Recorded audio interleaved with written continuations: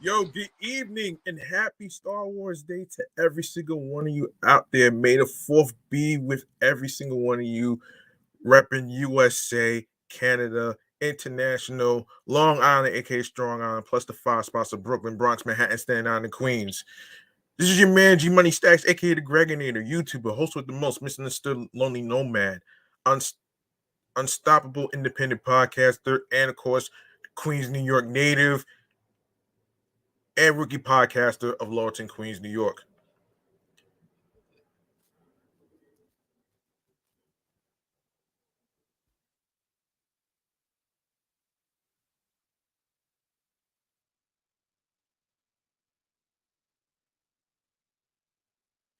And you're rocking with me and listening and tuning into the 262nd episode of Off the Meat Rack Chainz New York podcast. That's right, episode 262. And we got a grand jam-packed show for you today, full of topics. And because this first week of May is in honor of mental health awareness month, I call it mental health check-in month. And also this is also the name of the segment that I actually have right here. Um so there it is right there. Now, we're live and direct from StreamYard alongside with YouTube and myself is the Instagram live feed of the podcast show page. Make sure you turn on your notifications so you can be in the know on when each episode is going to be dropping, and of course alongside with some questions and the Insta story and of course highlights and post. So if you are new to the YouTube channel page and you missed any previous episodes whatsoever, please go ahead and grab that subscribe button on the YouTube channel page of G Money Stacks 555, along with the New York episodes that's already uploaded and posted to the YouTube channel page. Tap the noni bell alongside with alerts so you can be reminded when the show goes in the air via live stream. Leave a like and a comment along with the episodes. And of course, be sure to stay tuned for more video content, upcoming episodes, previous episodes. Hold on.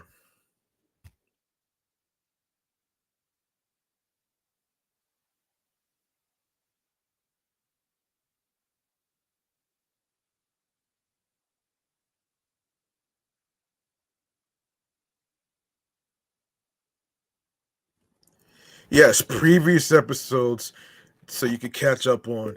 And on top of that, um stay of course,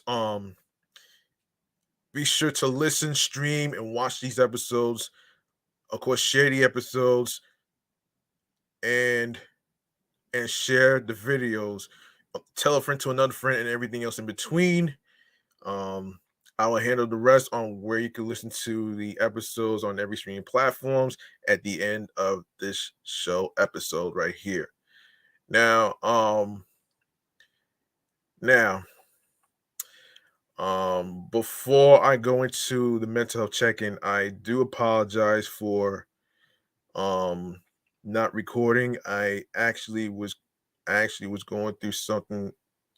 It was something scary that I actually witnessed. It involves a worker at Big Lots that I actually work for actually. Um a- Apparently she fainted by the chemical supplies section, and believe it or not, when I saw her on the ground, it triggered me because it happened to me. I actually may have spoken about. Hold on a second.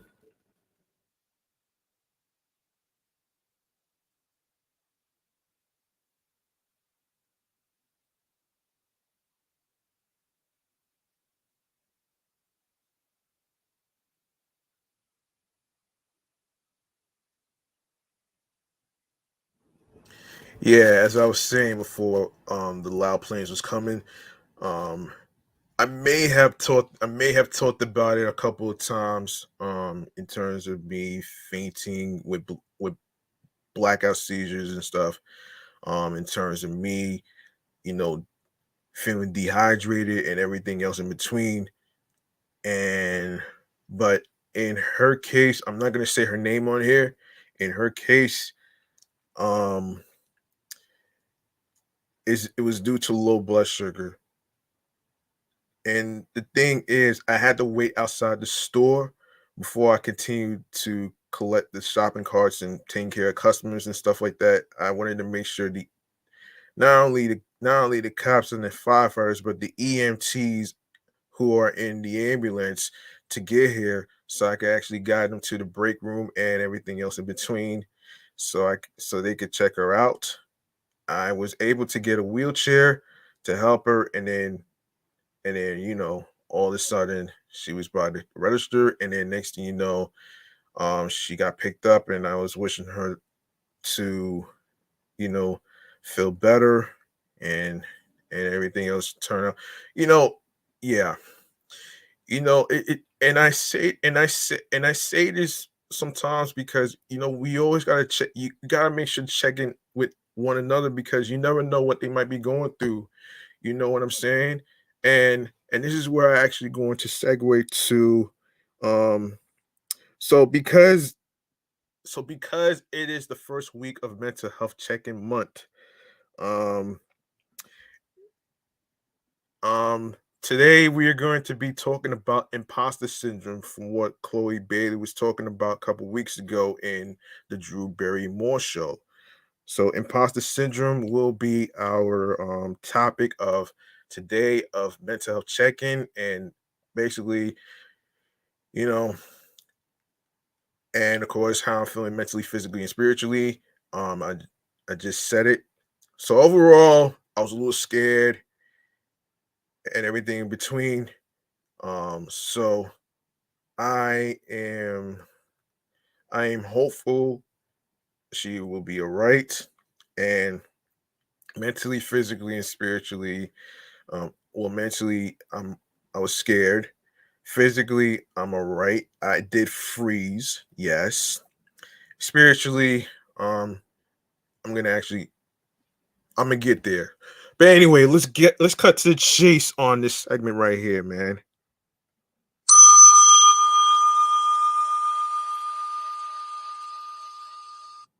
Of course, today's topic in the mental health check-in segment before we go to the New York Transit Files is about imposter syndrome. Let's do this.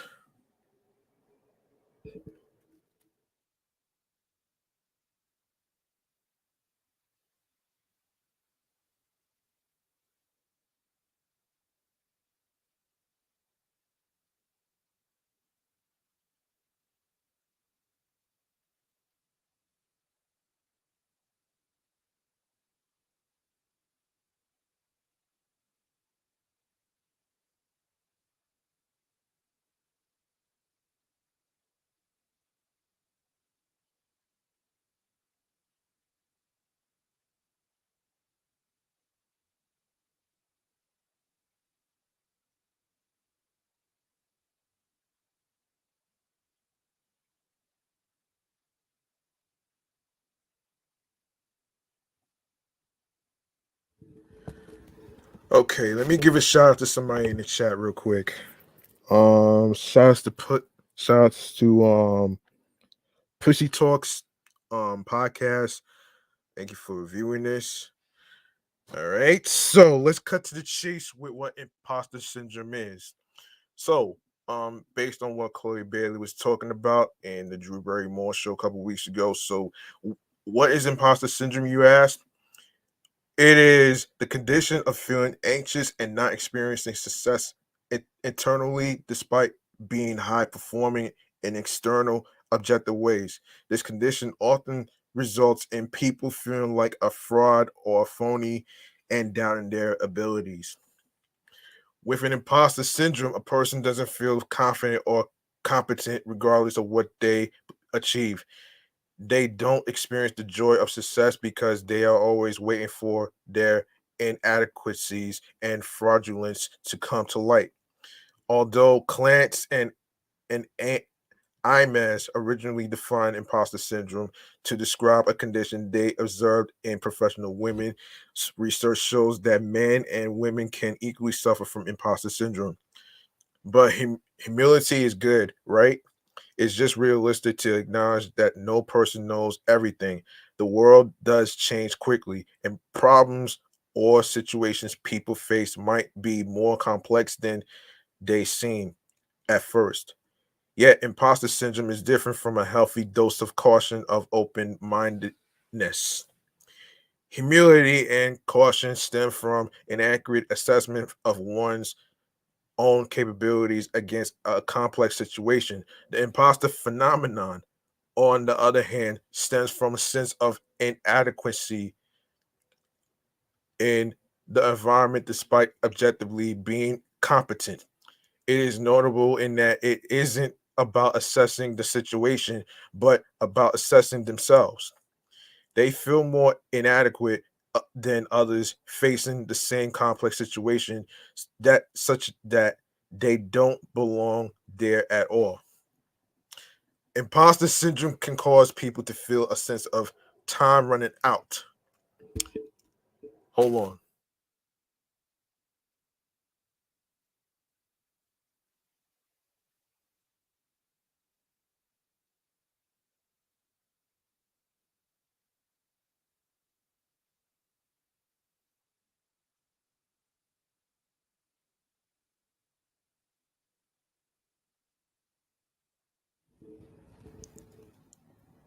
It's as if people have been putting on an act and they can't keep the act up much longer. This is despite all evidence to the contrary. Remember, people often have these thoughts and feelings after achieving and overcoming obstacles throughout their lives. Why? Many high achievers reach a point in their career where they feel like they are unable to keep going. Maybe they can't keep going at the same rate as they have been. That that feels shameful. The shame makes people suffer alone and in silence. People don't realize how many others suffer from imposter syndrome because no one wants to admit it out loud. Now, what causes imposter syndrome, you ask? So, imposter syndrome is a cognitive distortion. It causes people to doubt their skills and accomplishments. They doubt others' high regard for them. Uh, they doubt their own history and track record. But where do this doubt and distortion come from? Although it can drag at a person's mental health, imposter syndrome isn't an official psychological condition and it has a variety of causes. Research has shown that imposter syndrome comes from a combination of factors. Family environment is one of them. Growing up, parents or other family members might have put outsized emphasis on achievement or been overly critical. For example, Sam rushed home to tell her parents she received a 98 on her eighth grade math test. She studied the terms every night for a week and is very proud of herself. Sam's parents always brag to their friends about her accomplishments. When Sam excitedly tells her parents the good news, they say, "What happened? Why didn't you get 100?" Social pressures is one of them too. Being part of a social circle or group where approval or worth seems to be explicitly um, connected to achievement. Another example: last quarter, Everett received his invitation to the monthly executive dinner immediately after surpassing his sales record and was the hero of the sales team. This quarter, his numbers are down. Hold on.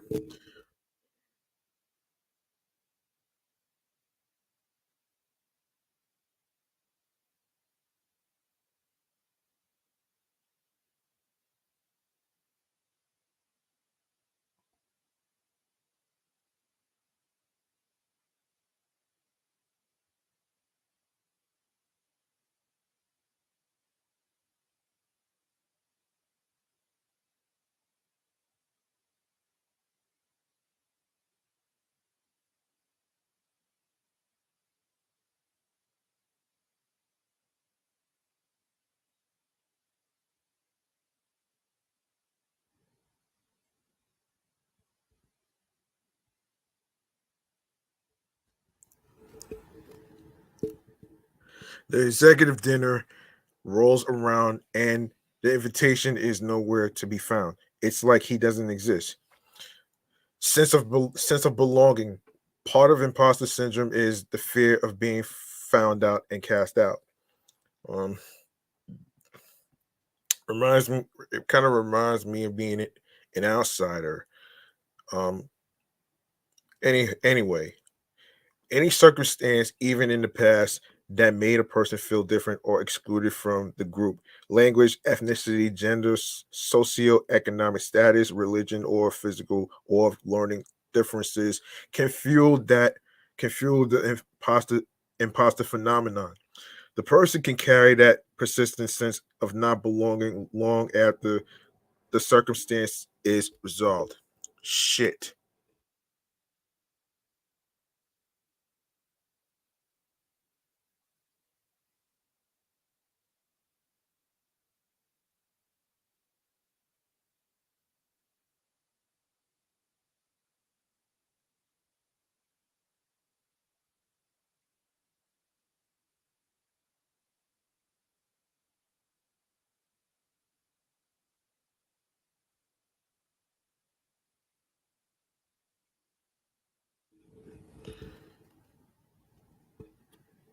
Yeah, that's kind of fucked up though.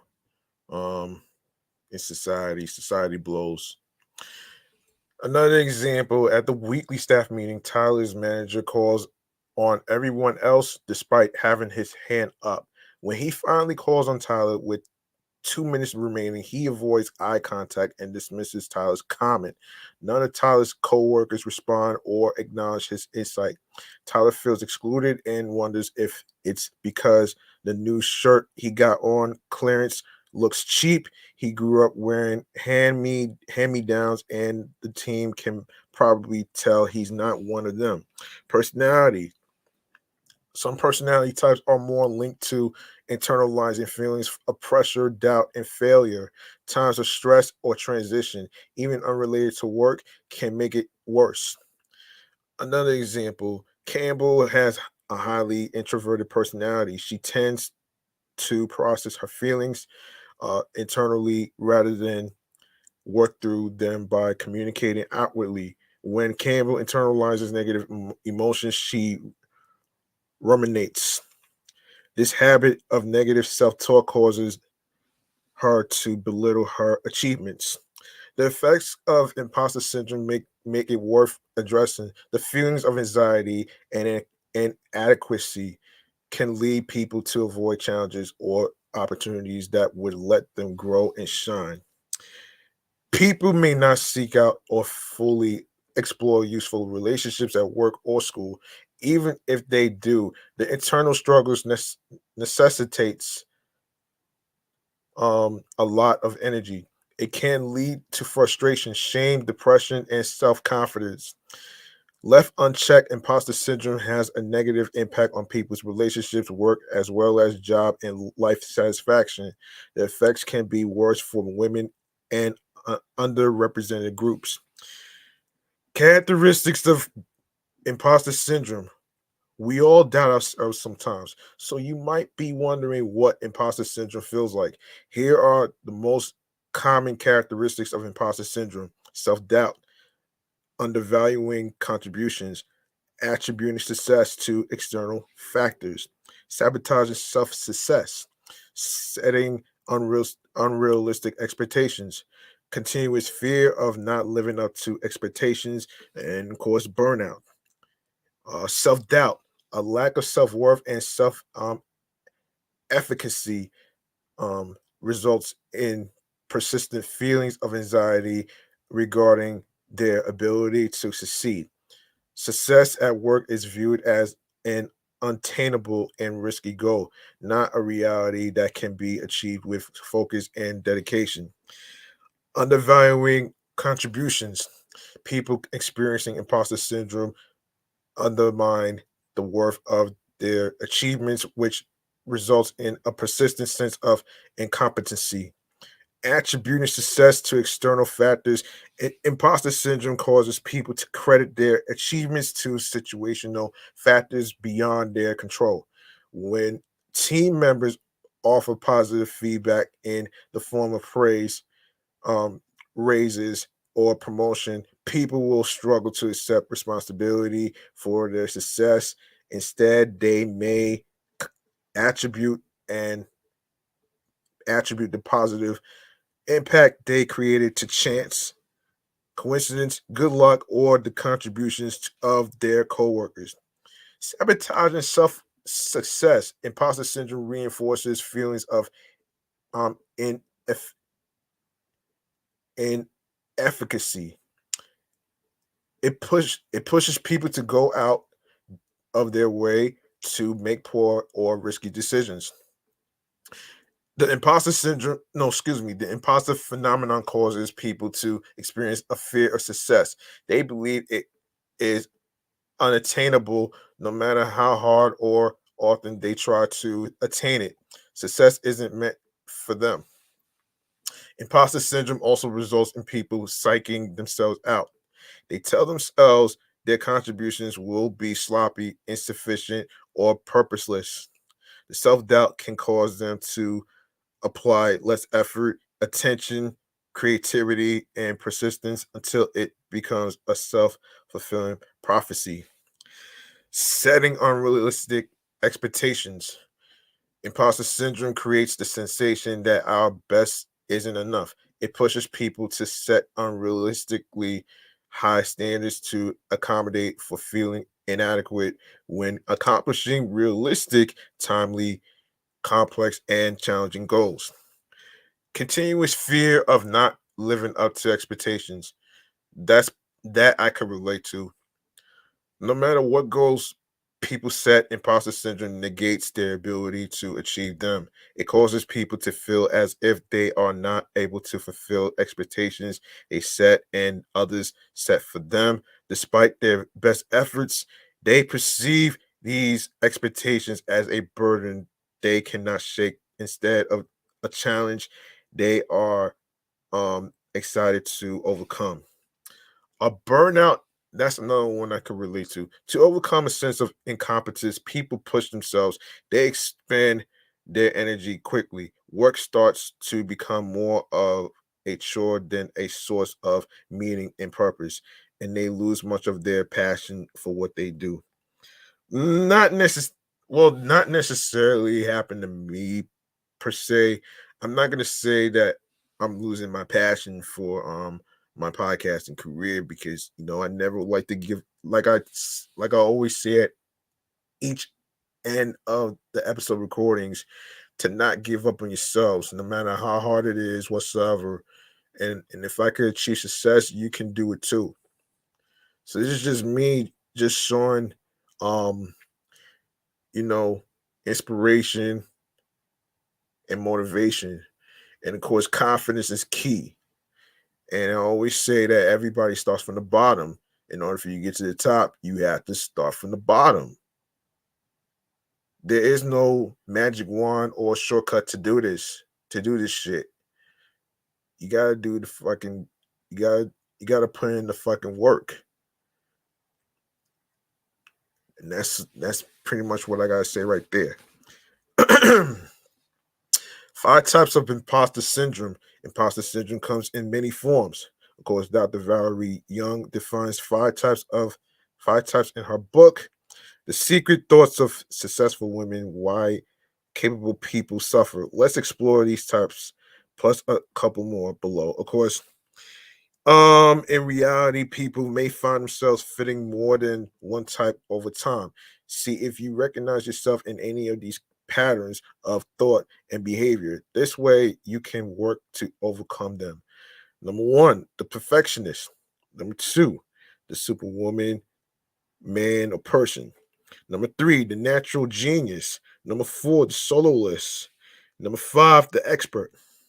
Of course, starting with the perfectionist. As the name indicates, this type has to be sure everything gets done with perfection. Achieving an outcome or completing a task is never enough.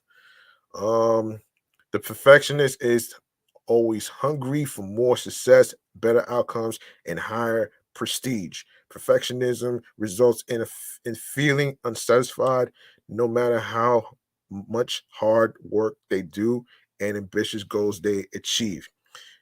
An example, a manager is always asking a direct report for updates on the project progress. Excuse me.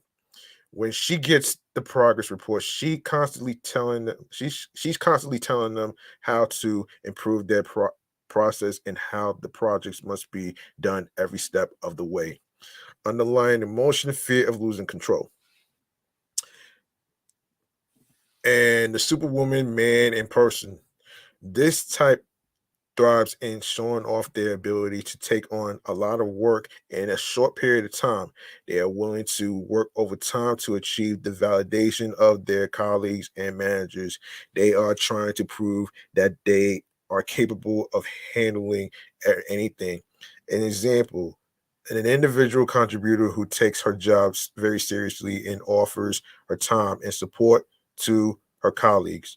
She goes out of her way to take on work even during holidays or scheduled Time off. She is happy to do the work even on her own time.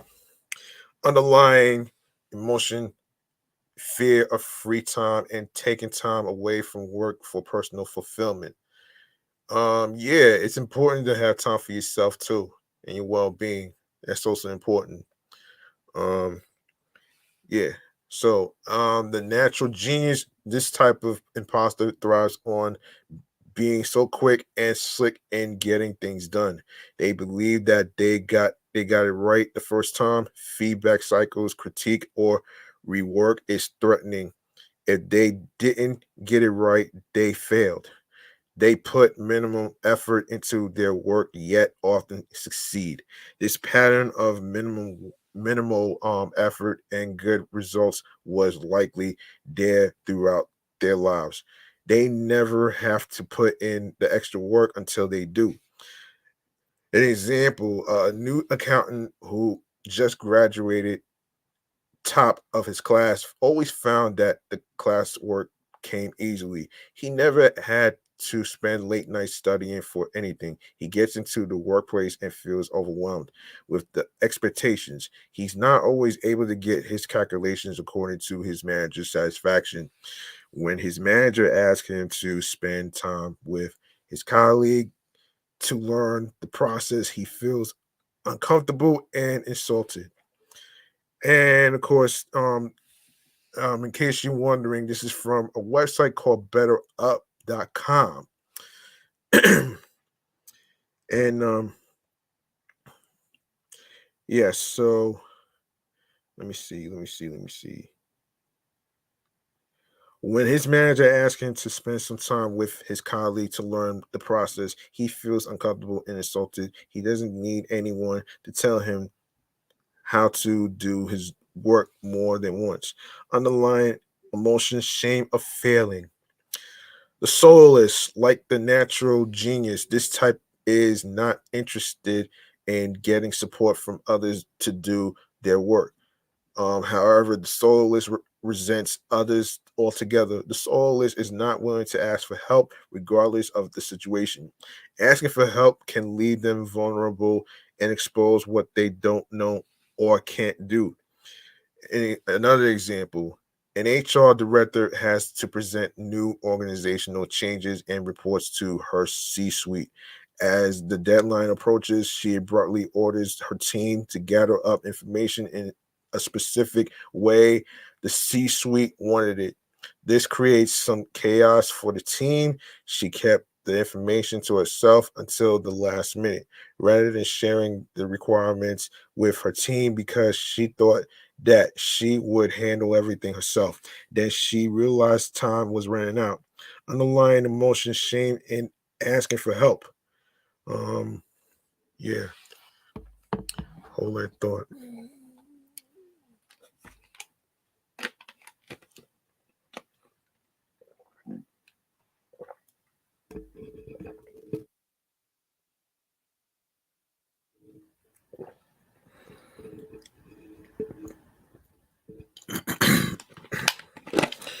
All right. Okay. Where's that? Yeah.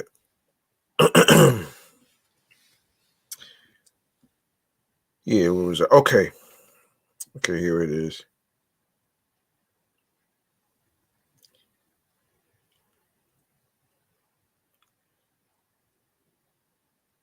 Okay, she kept the information to herself until the last minute rather than sharing the requirements with her team because she thought that she would handle everything herself. Then she realized time was running out. Underlying emotion, shame, and asking for help. Um, the expert. I must have all the credentials before I can even think of applying to this job. This type of imposter feels the compulsive need to have all the knowledge and experience before even attempting the job. They may be critical of others around them work who work to learn or take aspirational roles while also not recognizing that certainty and having all the answers isn't expected. In a fast changing environment, no one is an expert in what to do next. Another example, a scientist working on a new drug discovery feels compelled to fully understand the results before sharing them with the team. The experiment nears the end of its funding and timeline. The scientist has not yet shared the progress updates. Then team members are uncertain and becomes restless.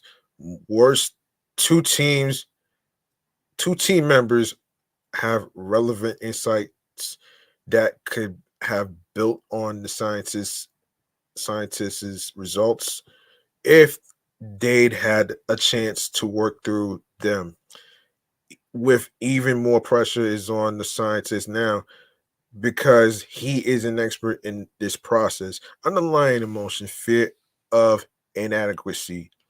There are two additional types of imposters that are equally important to consider.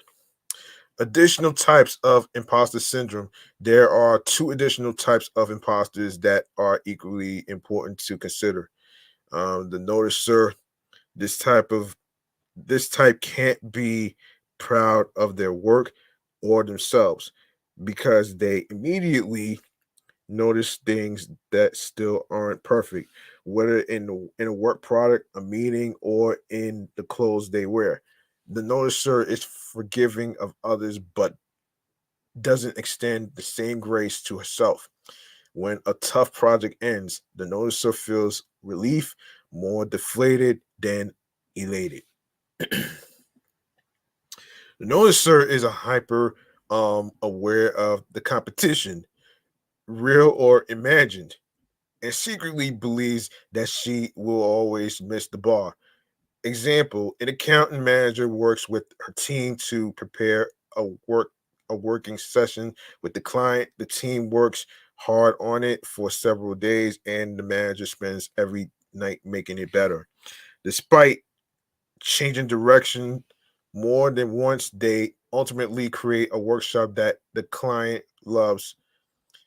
The team celebrates, but the manager can't stop thinking about where her presentation was awkward and how much more charisma and comfort um, the other project lead had. Underlying emotion, fear of not belonging. The discounter, the discounter automatically rationalizes away evidence of their own competence, achievement, or high regard. People think well of me because they really don't know what they are talking about. This type of imposter doesn't value or trust their network of supporters very much. They doubt the quality or level of competition in any effort that they succeed at and are ashamed to share something that anyone could have done. Um, a new a newly promoted project manager gives a well received and engaging presentation on a planning process.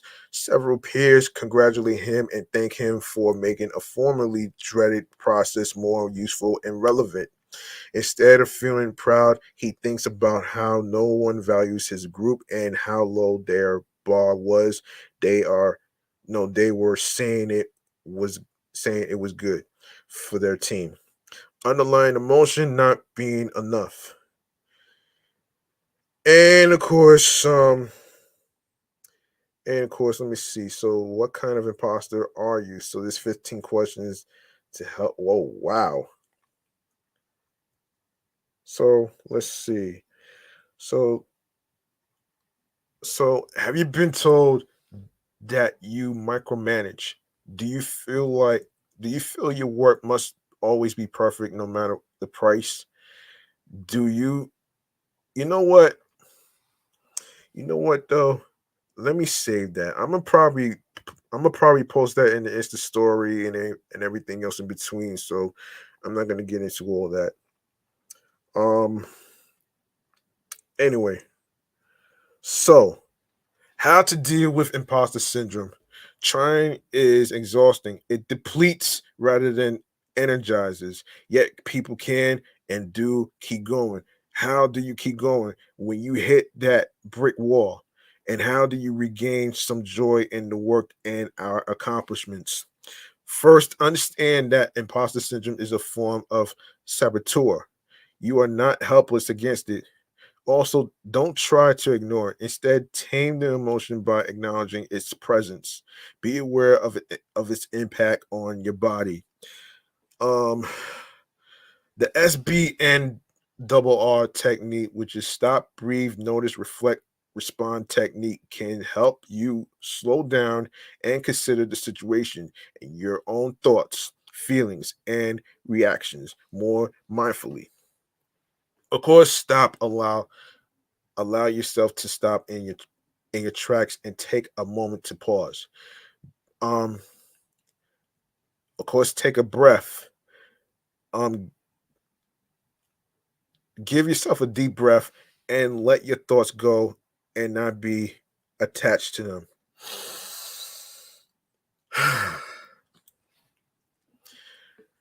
Notice your feelings, your body, your surroundings, your peers, the situation, your reaction, and anything else that you can notice. Um, reassess, evaluate your evaluate the situation and the reason you felt a need to fall into the imposter syndrome. Respond, react intentionally. It can be more informed and composed now that you have now that you have calmed yourself a bit. In addition to this technique, there are several tips to overcoming imposter syndrome. So here are the 10 tips for dealing with your imposter syndrome. Here are some tips. Here's some other tips you can use when struggling with any version of feeling like an imposter. Number one, understand the voice. The positive intelligence assessment can help reveal the different saboteur voices that keep you from advancing. Number two, assess the evidence. Making a simple two-column list on one side, evidence that I am inadequate, and on the other side, evidence that I am competent can help bring perspective. This list enables you to combat imposter syndrome by collecting, acknowledging, and reflecting on proof of your competency. Refocus on values. Take your focus away from outward signs of success or achievement and remind yourself of what really matters to you. That's number three. Number four, reframe reframe around growth. Life and a career are a journey. You can't grow, learn, or make progress without stretching yourself. Number five, get out of your head. Rumination, a pattern of circling thoughts, goes hand in hand with imposter syndrome. Find someone to talk to or write down your fears. They are no, they are less powerful when they aren't circling. Number six, practice self compassion. Don't beat yourself up for feeling like a fraud. Now that you understand where the doubt and inadequacy come from, give yourself credit and compassion for how far you've come. Number seven, be kind to yourself. You are a human. Humans make mistakes. You will too. Practicing self-compassion will help you tame your inner critic.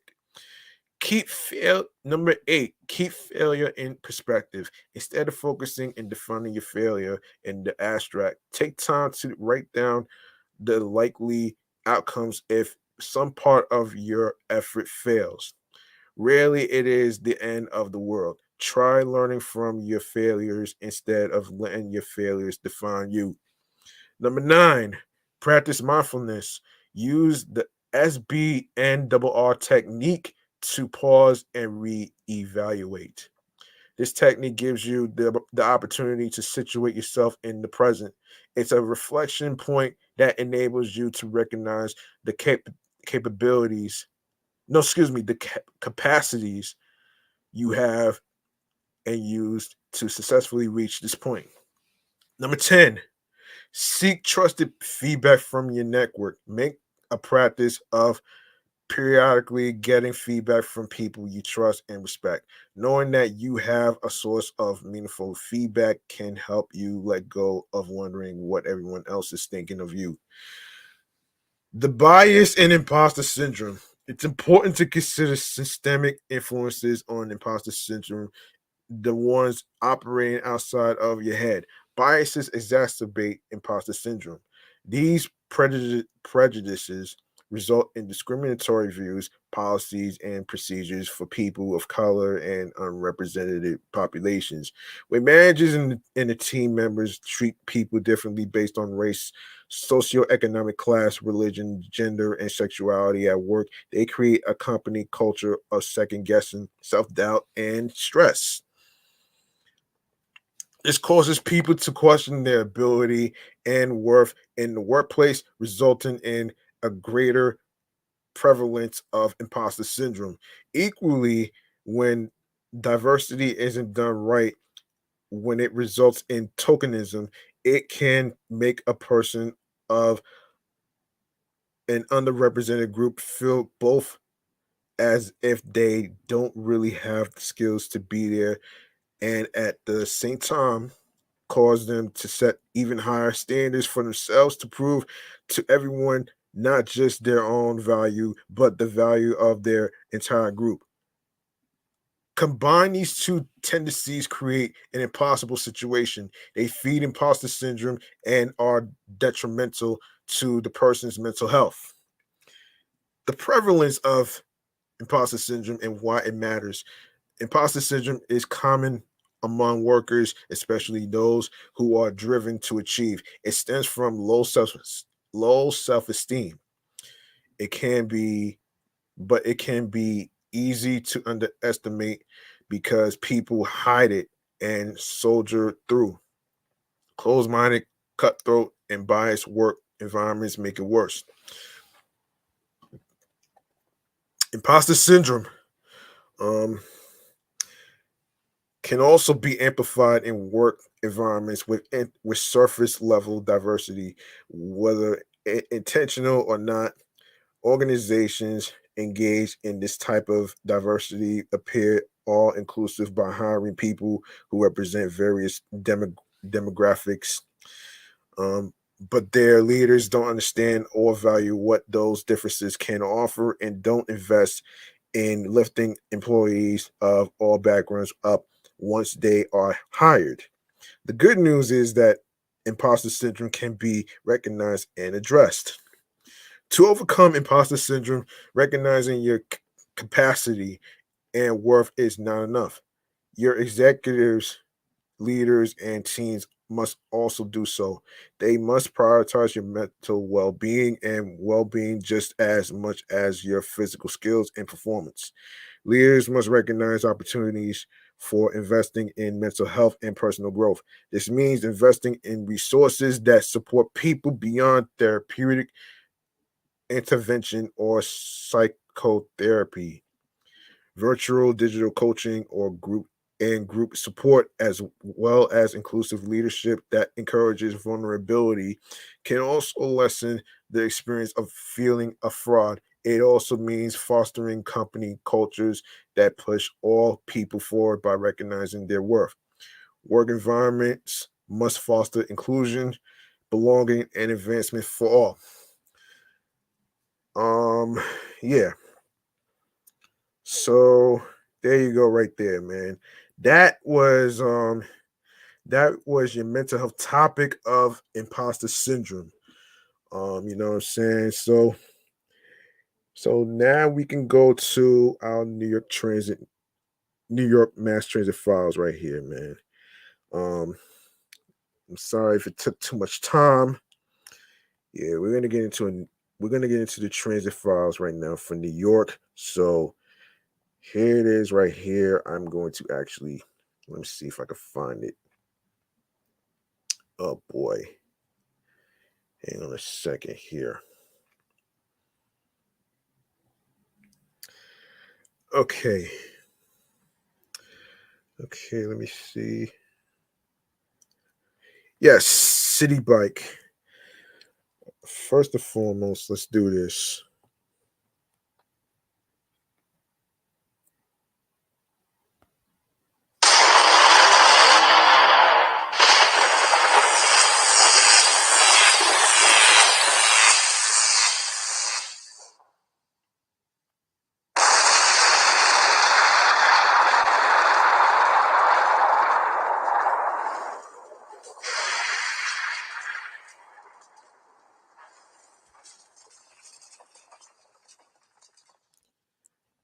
All right, let's get to City Bike.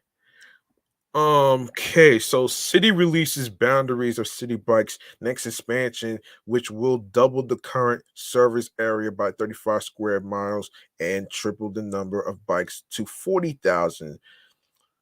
System will expand to a diverse range of communities, including the South Bronx and Northern Manhattan in the next year. Let's see. The Blasio administration joined Lyft to today announce the boundaries of the planned expansion of City Bike over the next 5 years, which will bring the nation's largest bike share system um to um a larger and more economically diverse range of communities.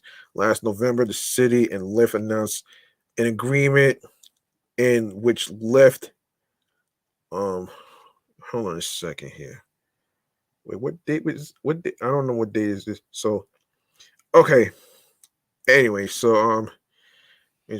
yeah, last November the city and Lyft announced an agreement in which Lyft would invest $100 million to grow and strengthen the system, doubling the size of its service area and tripling the number of bikes over the next 5 years.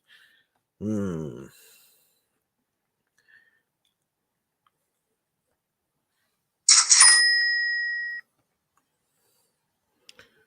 Okay. The third phase of City Bikes' expansion will bring City Bike to all of Manhattan as well as into the Bronx and deeper into Brooklyn and Queens. Administration officials were joined by Borough President Ruben Diaz Jr. for the announcement on the steps of the Bronx County Courthouse in the South Bronx, where City Bike also announced a $300,000 expansion grant program sponsored by Health First, as well as a new hand cycle pilot for the disability community. Wow. Wow.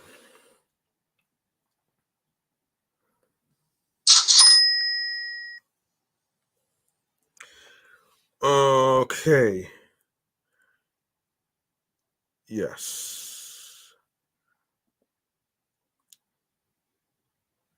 Hold on a minute. Where did I leave off? Yes, the expansion um will help us build a more fair and equitable city for all New Yorkers, said Mayor de Blasio. Well, that was at the time. Um, former mayor actually.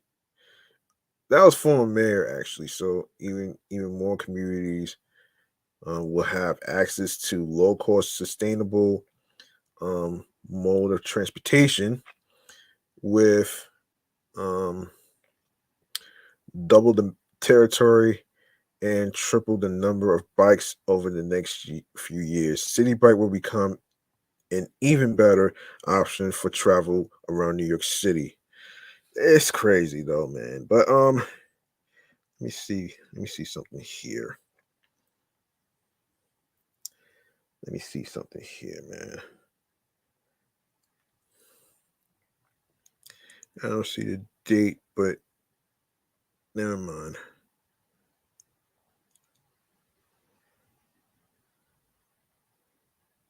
I don't see the date actually, but anyway. Anyway, let me keep going here. Let me see. Um,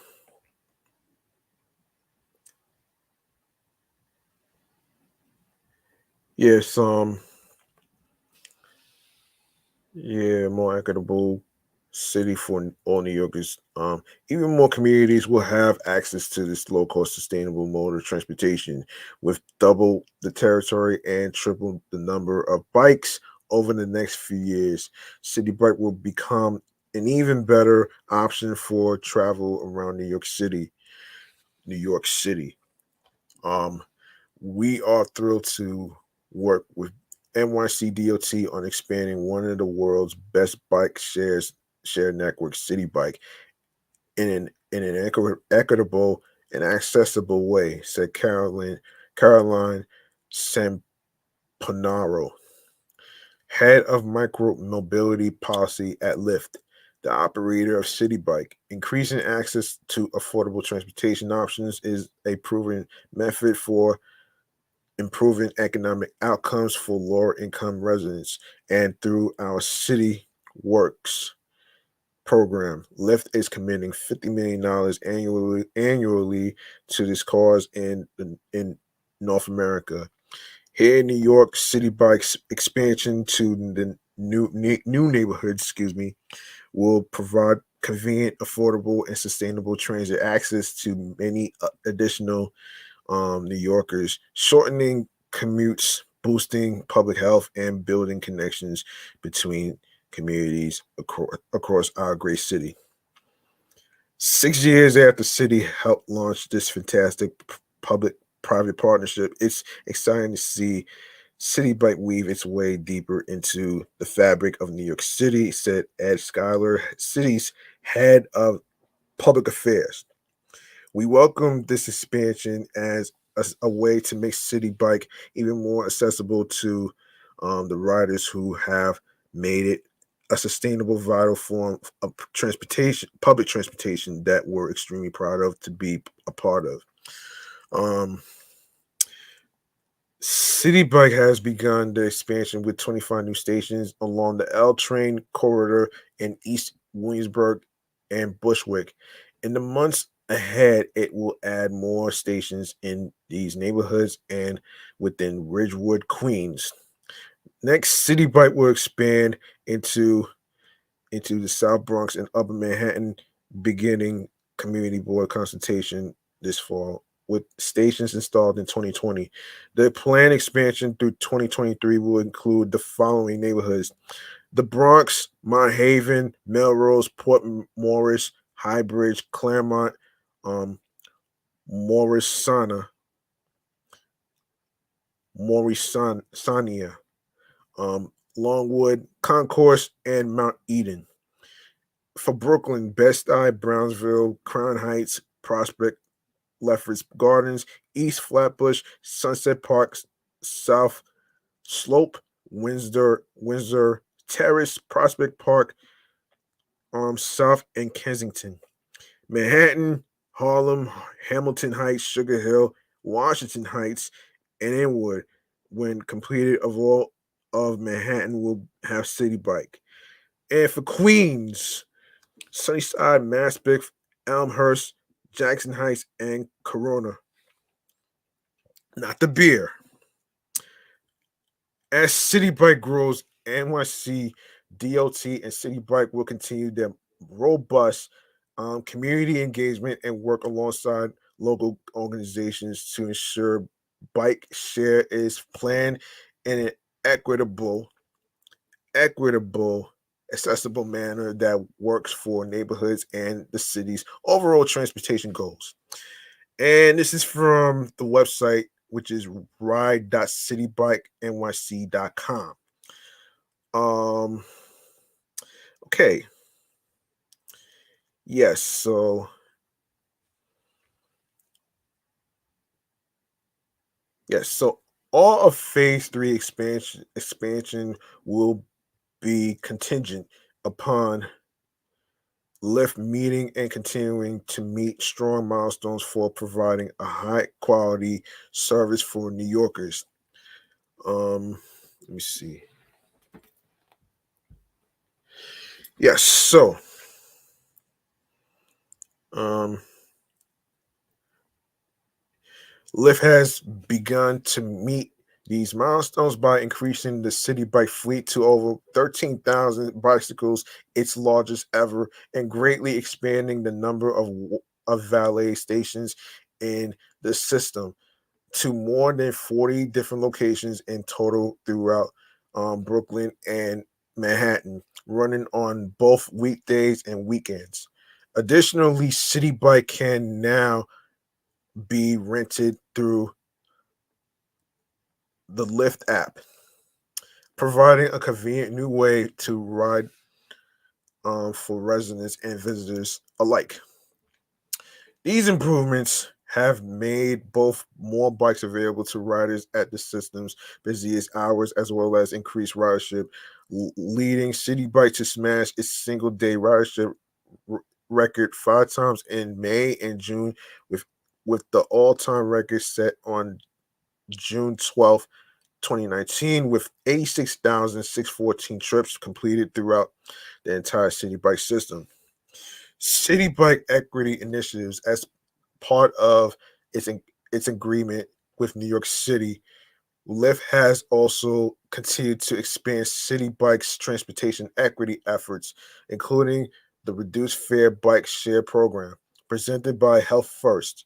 There are now more than 3,300 New Yorkers who live in NYCHA developments or receive SNAP benefits who take advantage of a discounted City Bike membership for only $5 a month, a 55% increase in enrollment in only 1 year.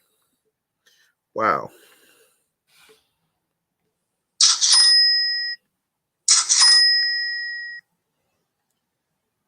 Yes, so only 1 year. Hold on.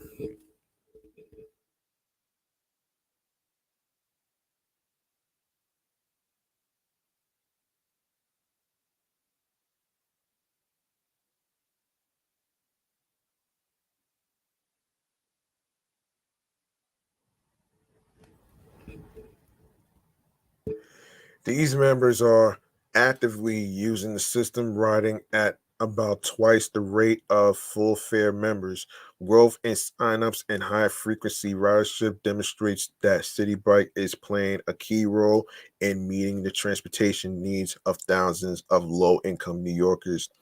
Community grant program. City Bike and Health First also announced today a $300,000 community grant program for local nonprofits to grow bike share ridership further in lower income neighborhoods.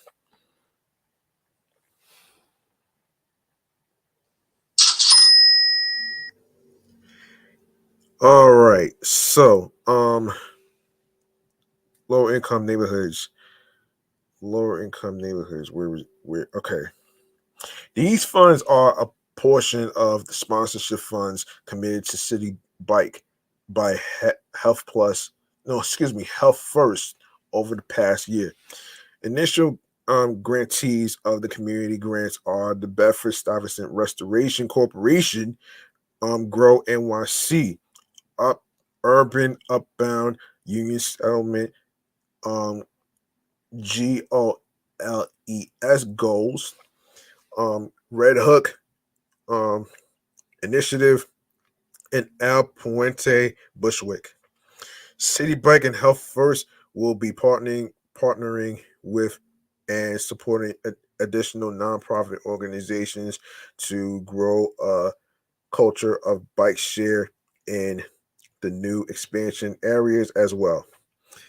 Hand Cycle Pilot City Bike is further increasing access this summer by teaming up with NYC DOT on a hand cycle pilot. Hand cycles are three-wheeled and hand-controlled adaptive bikes for both people with disabilities and individuals who do not know how to ride traditional two-wheeled pedal bicycles. The hand cycle fleet will be at weekend walks, summer streets, and other community-based events throughout the city all summer, and participation is open to all adults and is completely free of charge. City Bike and NYC DOT are working with the NYU Ability Project to assess the impact of this initiative and consider future adaptive vehicle programming. This is an exciting moment for New York City as we share the details of the expansion, which will transform the nation's largest bike share program into one of the largest bike share systems in the world. As we bring bike share to so many more neighborhoods around the city, including here in the South Bronx, said DOT Commissioner Polly Trottenberg. We thank Lyft once again for its investment, as we know City Bike's expansion will give even more communities convenient access to this safe, sustainable, affordable, and fun way to get around. As we as we this summer tackle new efforts to keep cyclists safe, the expansion of City Bike will be a critical part of our efforts. With the proper adaptive equipment, a person with a disability can participate fully in any activity, said Victor Calise, commissioner of the mayor's office office for people with disabilities. The mayor's office for people with disabilities is excited to see that this hand cycling pilot program is moving forward. We hope to see this pilot expand beyond hand cycles to include other types of bikes that will assist the range of people with disabilities.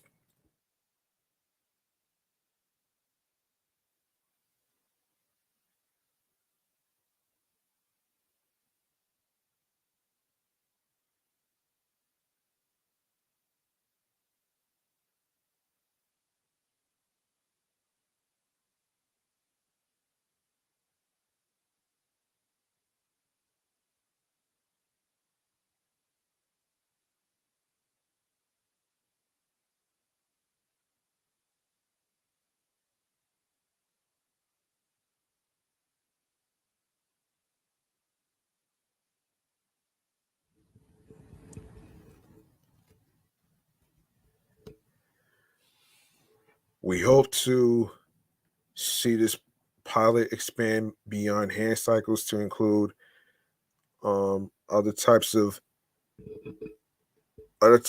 bikes that will assist the full range of people with disabilities. We look forward to collaborating with DOT and the disability community to ensure that accessible bikes are on our streets the same way as traditional city bikes by increasing access to this healthy and environmentally conscious form of transportation. New York City is one ride closer to becoming the most accessible city in the world.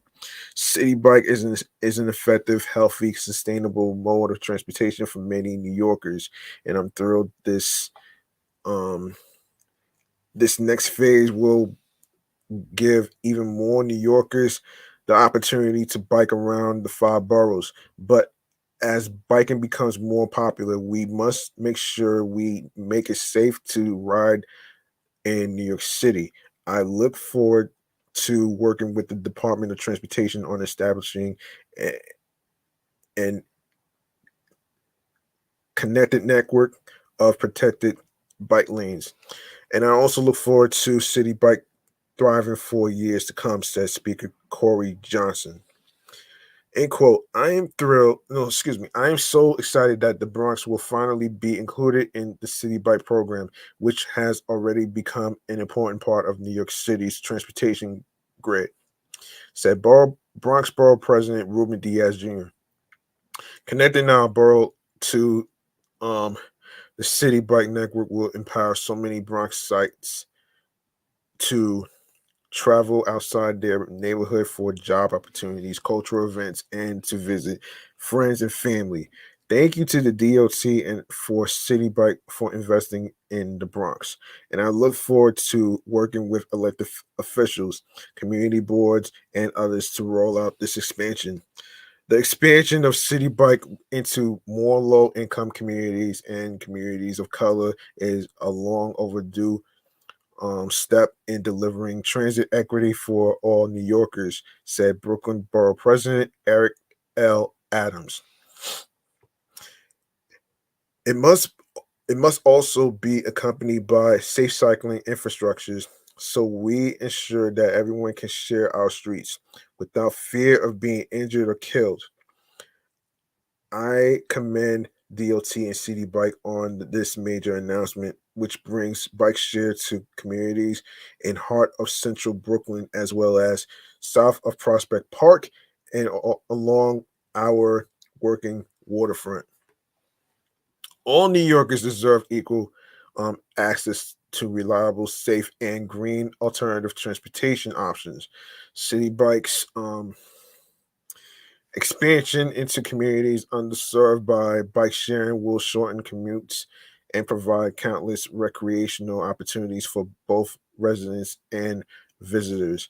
In the Bronx, which has some of the highest asthma rates in the country, access to bike sharing will help improve our health and well being and enhance a quality of life. A truly successful bike share program must link together the entire city, and this expansion will be an important step toward ensuring transportation equity across all neighborhoods, said State Senator Jose M. Serrano. As the Bronx continues to grow and prosper, so must our transportation options, said Assembly Member Marcos A. Crespo. It is long overdue for access to bike rentals to reach so many Bronx neighborhoods. It is my hope that we can quickly accelerate this growth to ensure that every neighborhood have access to innovative and affordable alternatives. I applaud City Bike, NYC DOT, and Borough President Ruben Diaz Jr. for their efforts. The City Bike Initiative has provided a great deal of flexibility to thousands of New Yorkers, said Assembly Member Michael Dendecker. I am pleased that the New York City Department of Transportation and Lyft are planning on extending city bike services to more parts of Queens, including Jackson Heights and Corona. Not the beer, folks, so that more people can enjoy the benefits of city bikes. I am hopeful. Um, I am hopeful that this will lead to further expansion in the future. The expansion of city bikes equals more opportunities for all New Yorkers to commute without the use of an automobile, said Council Member um, Idanis Rodriguez, chair of the Committee of Transportation. It's a great moment for the city of New York to have partnerships that generate less traffic, more sustainable alternatives for transportation, and affordable options for traveling around the city. I am pleased to welcome City Bike to my district, said Council Member Daniel Drum.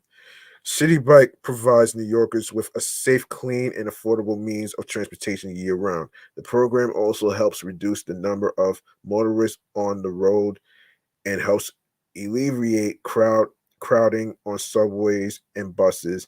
It is no wonder that Jackson Heights and Elmhurst have been clamoring for City Bike for years. Soon they will be able to access it in their very own neighborhoods. I applaud the administration for working towards a more sustainable NYC by expanding this highly acclaimed program. I'm thrilled that City Bike will be increasing its footprint in diverse communities across the city, and in particular, expanding to serve my constituents in Kensington and Windsor Terrace, said Council Member Brad Lander. This expansion will allow hundreds of thousands of New Yorkers to gain access to a sustainable mode of transportation that improves transit options, promotes exercise, reduces pollution, and creates good union jobs. Um, None of which can we can take for granted in the evolving world of on-demand transportation. I look forward to working closely with the DOT and Lyft to fulfill their commitments to robust community engagement and equitable bike share access to make sure that the broadest possible array of New Yorkers can benefit from this service. New Yorkers have come to rely on City Bike as an invaluable part of our transit network, said Councilmember Antonio Reynoso.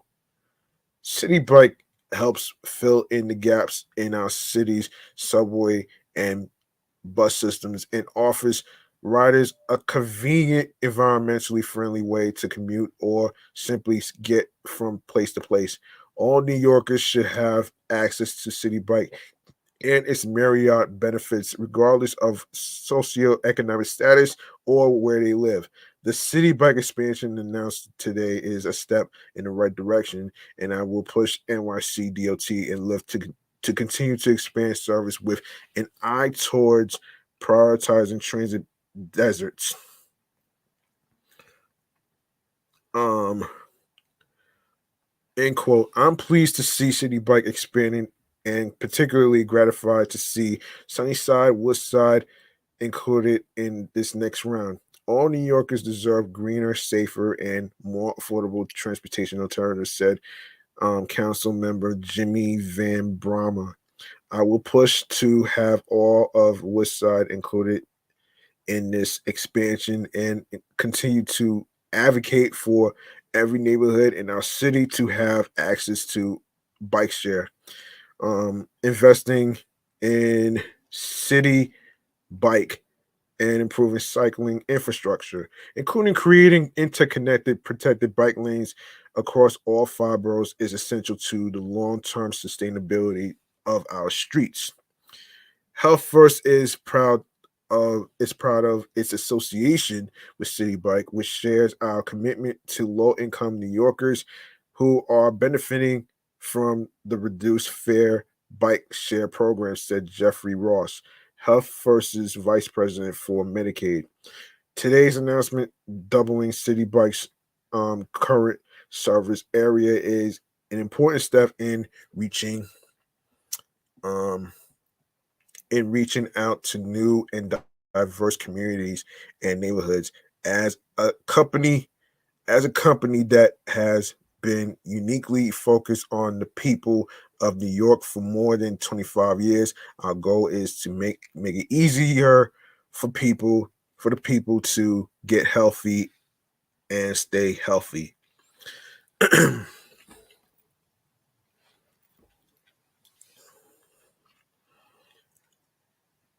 Since 2015, we've worked side by side with City Bike, DOT, DOHMH, and other stakeholders to build a culture of bike share in Central Brooklyn and beyond. And we are extremely proud of our partnership and the growth we have achieved, said Tracy Capers, Chief Program Officer at the Bedford Stuyvesant Restoration Corporation and a leader of the NYC Better Bike Share Pro. Excuse me, Better Share Bike. No, Better Bike Share Partnership. Excuse me. We can bring our work to the next level with this new community grant, and Best Eye Restoration can continue to serve as a leader and model for community engagement and empowerment with Citi Bike.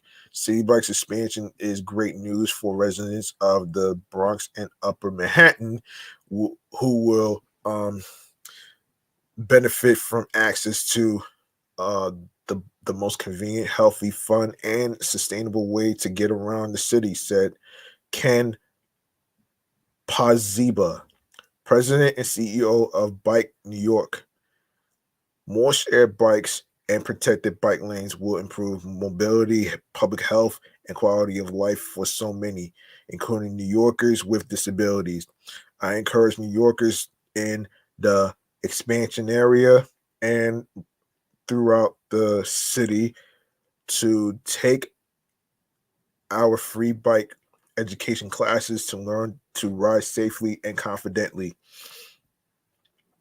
City Bike has become an integral part of New York City's public transportation system and has empowered tens of thousands of New Yorkers to get around in a way that is convenient, affordable, healthy, and environmentally sustainable, said Thomas DeVito, Senior Director of Advocacy for Transportation Alternatives. We applaud Lyft and the Department of Transportation for expanding City Bike's service area, tripling the number of bikes on the streets, piloting a new program for hand cycles, and for strengthening their commitment to making bicycling accessible for an even no an ever larger share of the city. As this next phase is rolled out, we expect to see a continued investment in smart streets designs that can safely accommodate all these new bicyclists. We are thrilled that the first edition of this new city bike expansion occurred in Bushwick. And as the system grows further in our neighborhood, we are committed to ensuring that our community has awareness of and access to this important transit system, said Asenhat Gomez, um, director of programs at El Puente Bushwick. The community grant funding will make this come to life and ensure that more Bushwick residents can utilize bike share.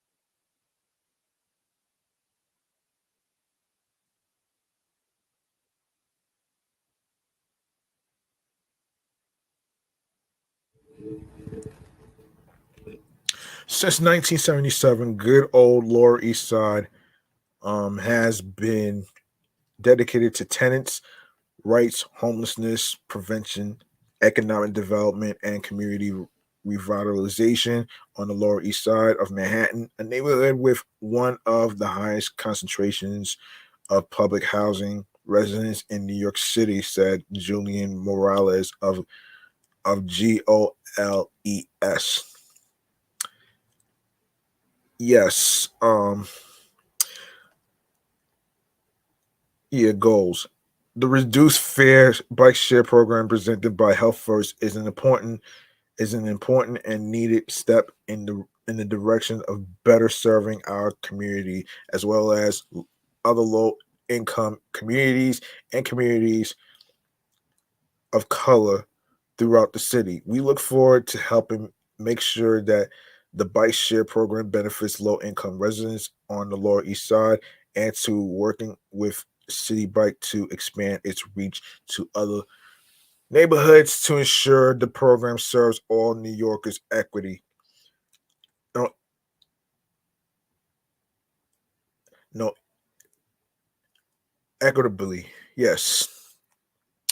Empowering all New Yorkers to secure a clean and healthy environment for future generations is what um, Grow NYC is all about.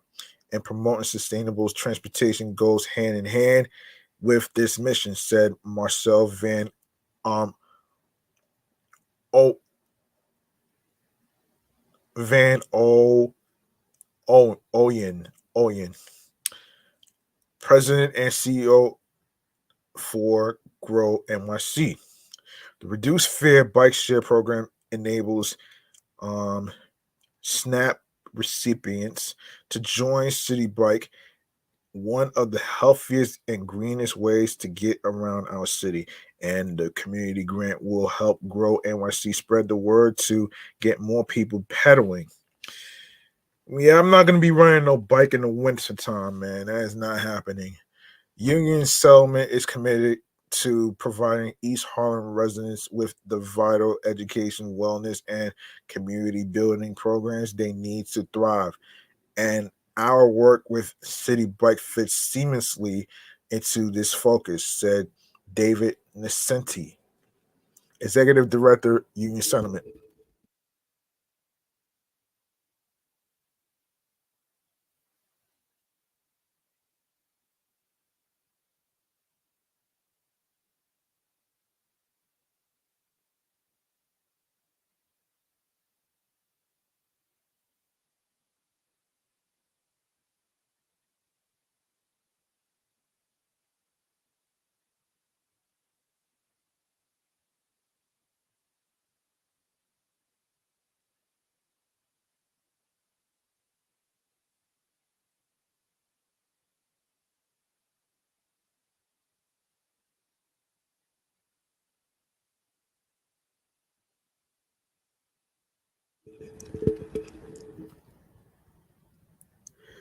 We look forward to positively impacting more East Harlem residents through the new community grants program by informing them about the benefits of the City Bike program and the available low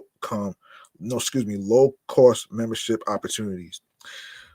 Urban Upbound works with NYCHA neighborhoods to break cycles of poverty by providing residents with the tools and resources needed to achieve economic mobility and self sufficiency, and access to affordable transportation is central to our work, said Bishop Taylor, co founder and CEO of Urban Up, Upbound.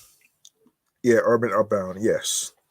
For years we have worked with City Bike, serving as a jobs pipeline, providing memberships for our clients, and we are looking forward to bolstering this work as part of the community grants program. Bronx Works is proud to partner with City Bike as they expand to the Bronx, said Eileen Torres, the executive director of Bronx Works.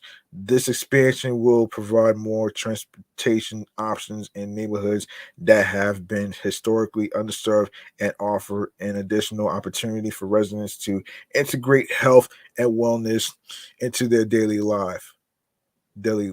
um daily lives. Bronx Works looks forward to participating in NYC DOT and City Bike's robust community outreach plan to help with siting locations throughout the South Bronx, as well as increasing resident engagement with bike share. Okay.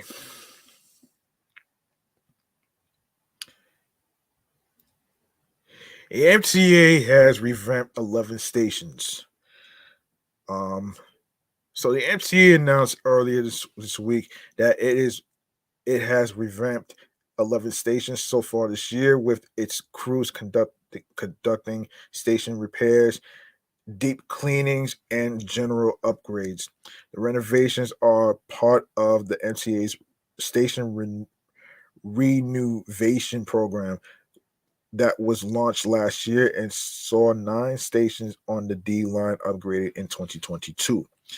The MTA has now upgraded 20 stations with a goal of revamping another 30 by the end of 2023.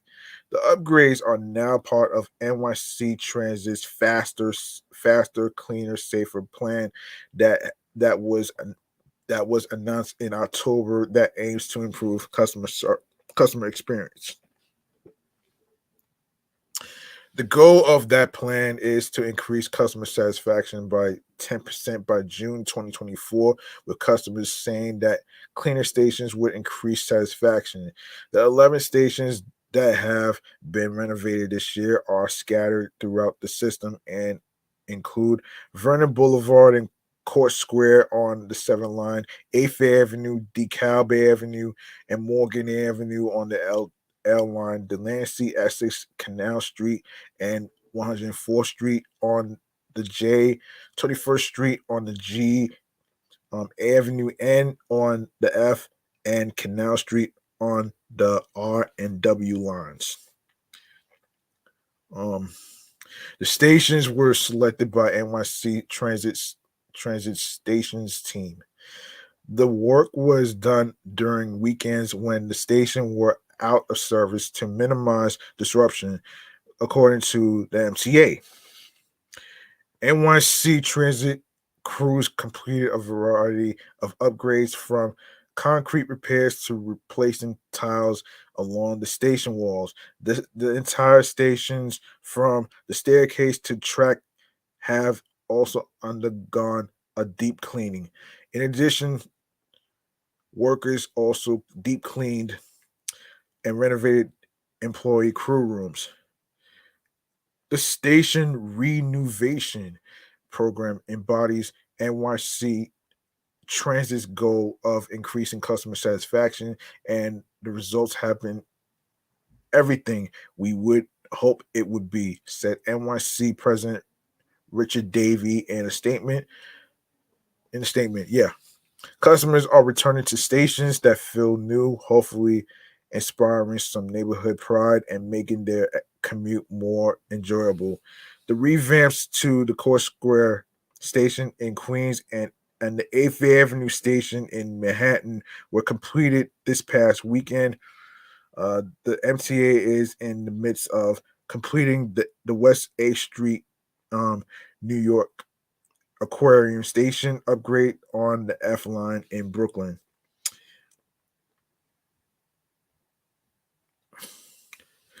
All the pieces matter when you talk about delivering the best possible service for customers, said NYC Transit Senior Vice President of Subways, Demetrius Critchlow, in a statement, end quote.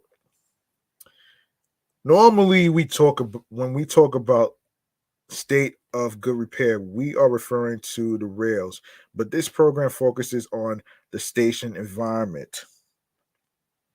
Okay, that's pretty dope. That's pretty dope. All right, so let's see. Let's see what else we got on the agenda today. Oh, the $50 fine. Wow. Yeah, let's get into that one right here.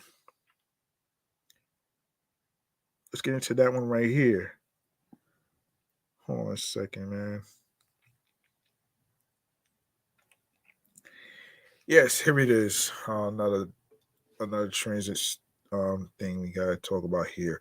So the Metropolitan Transportation Authority is itching for riders to come to the brand new Grand Central Madison terminal, but those who plop down on a bench for too long risk being handed a fine up to $50.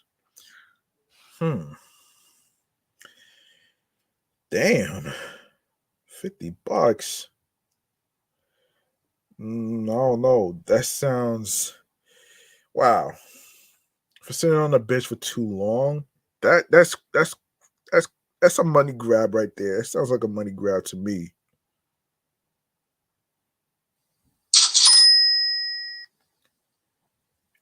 Um. Okay. Yes. So let's continue. So The transit authority's rules of conduct at the LARR's new East Side Terminal 17 stories below Midtown Manhattan stipulate that anyone found sitting on a bench for more than 90 minutes could be made to fork over a Ulysses S. Grant greenback in accordance with the state's public authorities law. Oh wow. Such fines also apply within the Metro North section of Grand Central Terminal.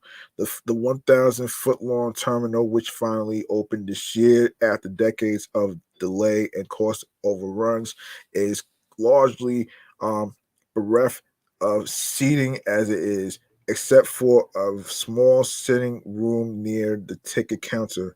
It's just the latest example of publicly funded infrastructure being built with conspicuously few places to sit, like Amtrak's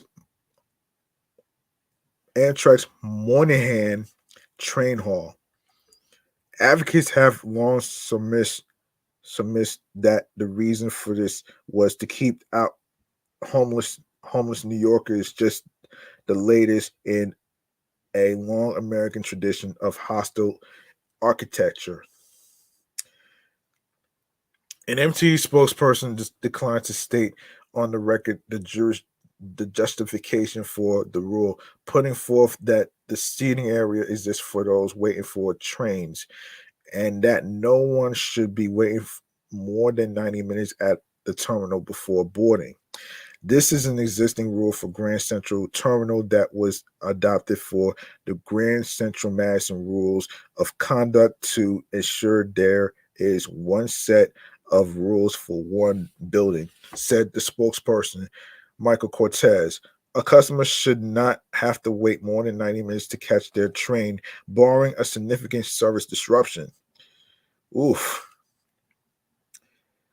Oof. The rules state that the 90-minute limit could be extended in instances of significant delay or other exigent circumstances. Cortez said that a fine has not been handed out for sitting longer than 90 minutes in at least the past half century. But other rules pro offered for Grand Central Madison also seem tailored to conditions frequently associated with the homeless. The rules also prohibit lying down anywhere in the terminal, including seating areas, stairs, and floors. They also barred the utilization of a wheeled car greater than 30 inches, including but not limited to shopping or grocery store carts, which homeless New Yorkers often use to store and transport their belongings. The rules also forbid the use of water fountains, sinks, bathrooms, or even shower rooms for bathing and washing clothes. All of those rules also yield fines of up to $50 for violators. Nobody chooses to spend hours sitting on a hard bench in a loud public place because it's such a great option. They do so because they have nowhere else to go, said Dave Giffen, executive director of the Coalition for the Homeless.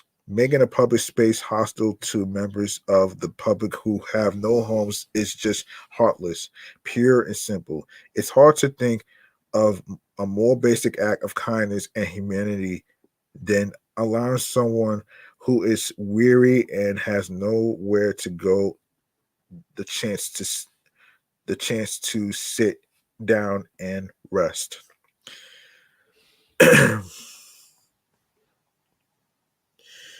Damn, son. This is crazy. This is very crazy. This is very crazy though, man. Wow. Yeah. Hold on a second. I'm sorry. Um, yeah, this is crazy.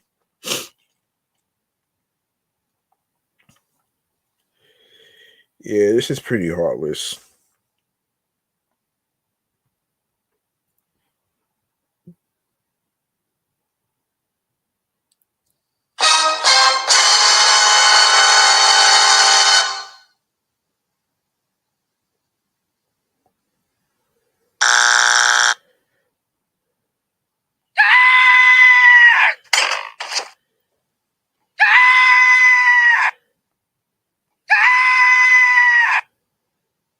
Nah, I don't know. I don't know about you, but charging $50 to homeless people where they have nowhere else to go is just plain.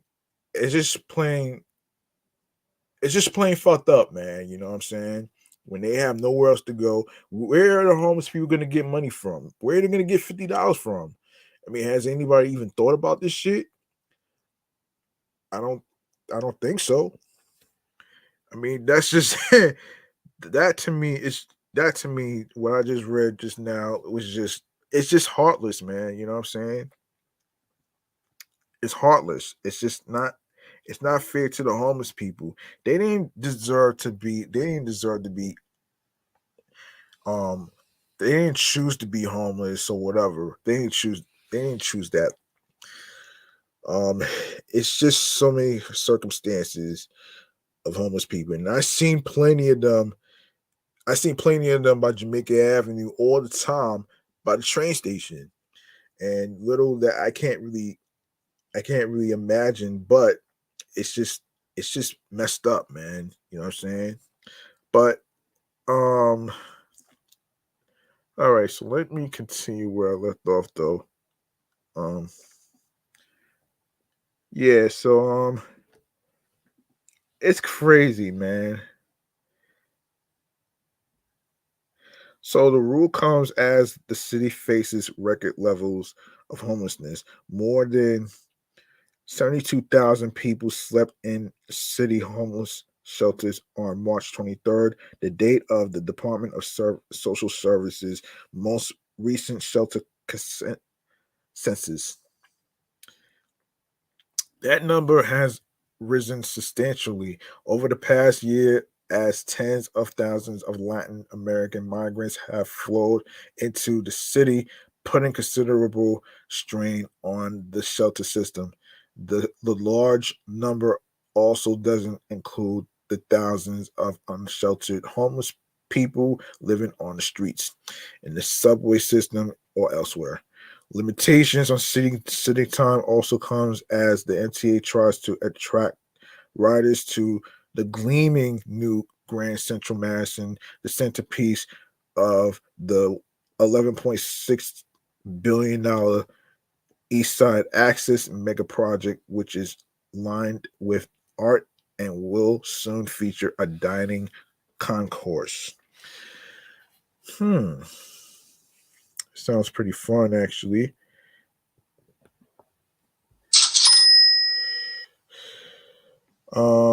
Let's see. Hold on, let me see who's here. All right, shouts to the homie right here. Gerald Gerardo Doc. I see you. Thank you for viewing this. Um, and let's see, where was I? Where was I? Yes, so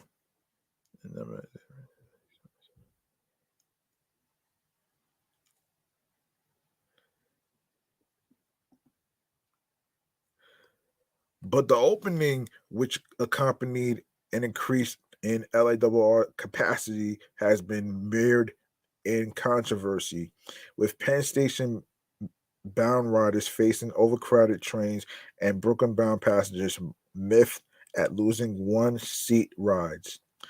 Initially, LARR riders opted to head to Penn Station over Grand Central by a 770 to 30 margin. The railroad's president, Kathy Rinaldi, said Monday at the MTA board. In response to the fracas, the MTA has added more morning rush hour trains heading into Brooklyn and more cars to crowded Penn Station bound trains.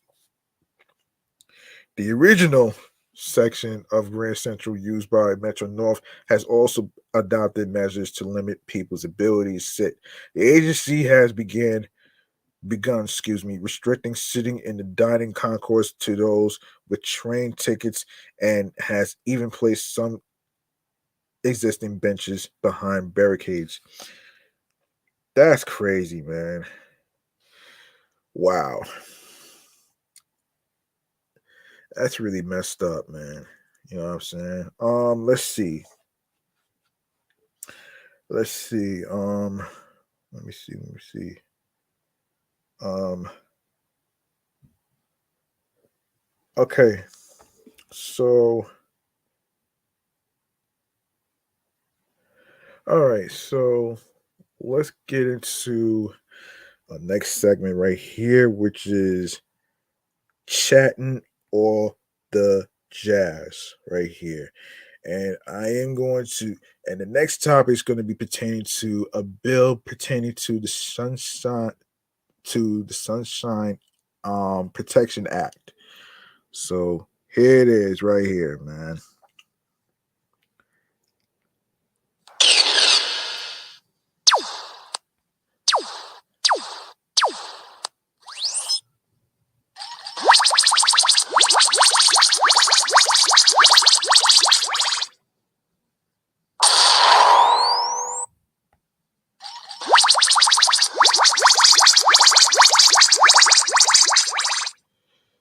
Okay.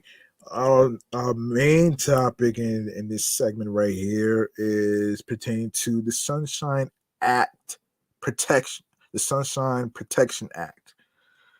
Now, you probably remember um episodes ago I mentioned about how people don't really like some of the people don't like daylight savings time, right? And the reason why some of the people need daylight savings time is because they are, taking care of the crops and foods and everything else in between. It's for the farmers. They need more daylight. You know what I'm saying? Now, let's see. So this is the sleepfoundation.org. So let's see what's going on here. I'm gonna actually get into this right here. So, um, for much of the United States, daylight savings time is a part of our lives again, despite efforts to legislate out the time change. On March 15th, 2022, just days after clocks were adjusted to spring forward, the U.S. Senate passed the Sunshine Protection Act of 2021, which would abolish clock changes in favor of daylight savings time year round. So is daylight savings time becoming permanent or ending permanently anytime soon? Not necessarily, as the Sunshine Protection Act still requires approval by the House and President Joe Biden. That didn't occur with the 2022 version of the bill, but in March 2023, not long before the clocks changed again, Senator Marco Rubio um, from Florida reintroduced it to the Senate with a similar bill also introduced in the House. Either bill would bring major shifts in our clocks, daylight exposure, and sleep if it were to become law. Um, Although dozens of states have considered legislation to end clock changes, only federal action can establish permanent daylight savings time in the United States. States may be able to opt out of daylight savings time, choosing permanent standard time. Local governments also can request to change time zones, which the U.S. Secretary of Transportation must approve. Um, Here's what we know about the potential changes to our time changes. Okay, March 16th of this year, legislators in some states that would move to permanent daylight savings time if federal action allows it are now second guessing that move. In Tennessee, for instance, Bills in the state House and Senate call for a move to a permanent standard time. States can do this, essentially opting out of daylight savings time, as Hawaii and most of Arizona already do. The Senate bill that passed out of committee this past Tuesday would exempt Tennessee from daylight savings time should multiple neighboring states do it as well. Neighboring Kentucky, however, has a bill in committee calling for a move to permanent daylight savings time.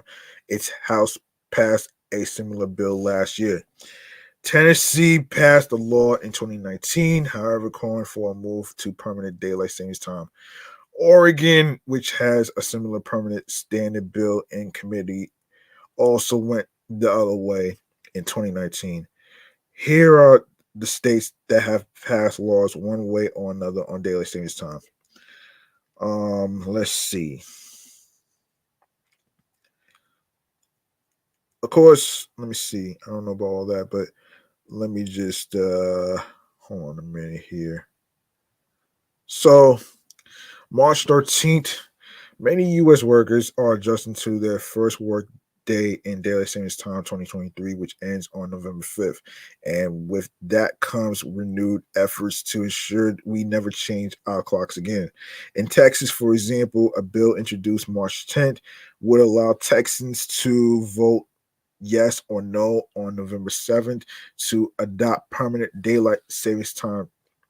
Even if Texans did so, the state would need federal action, such as passing of the latest Sunshine Protection Act to make that move.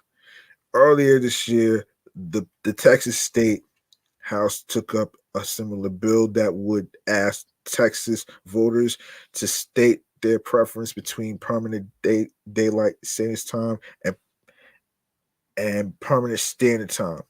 If a majority voted for permanent standard time, the state could move to that as early as January 1st, 2024. Like a number of states, Texas spans two time zones, Central and Mountain. The, ref- the referendum would not address this. March 9th, yes, daylight savings time started again on March 12th and ends on November 5th, 2023. And as the Washington Post outlined today, it's likely to stay that way for a while, despite bills calling for an end to clock changes.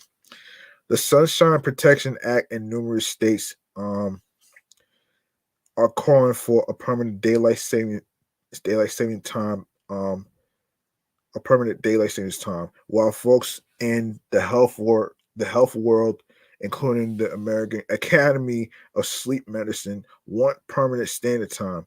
Although the Sunshine Protection Act has co-sponsors on both sides of the aisle, it would need to pass through House and Senate-led committees that may be tricky, as the Post Dan Diamond notes.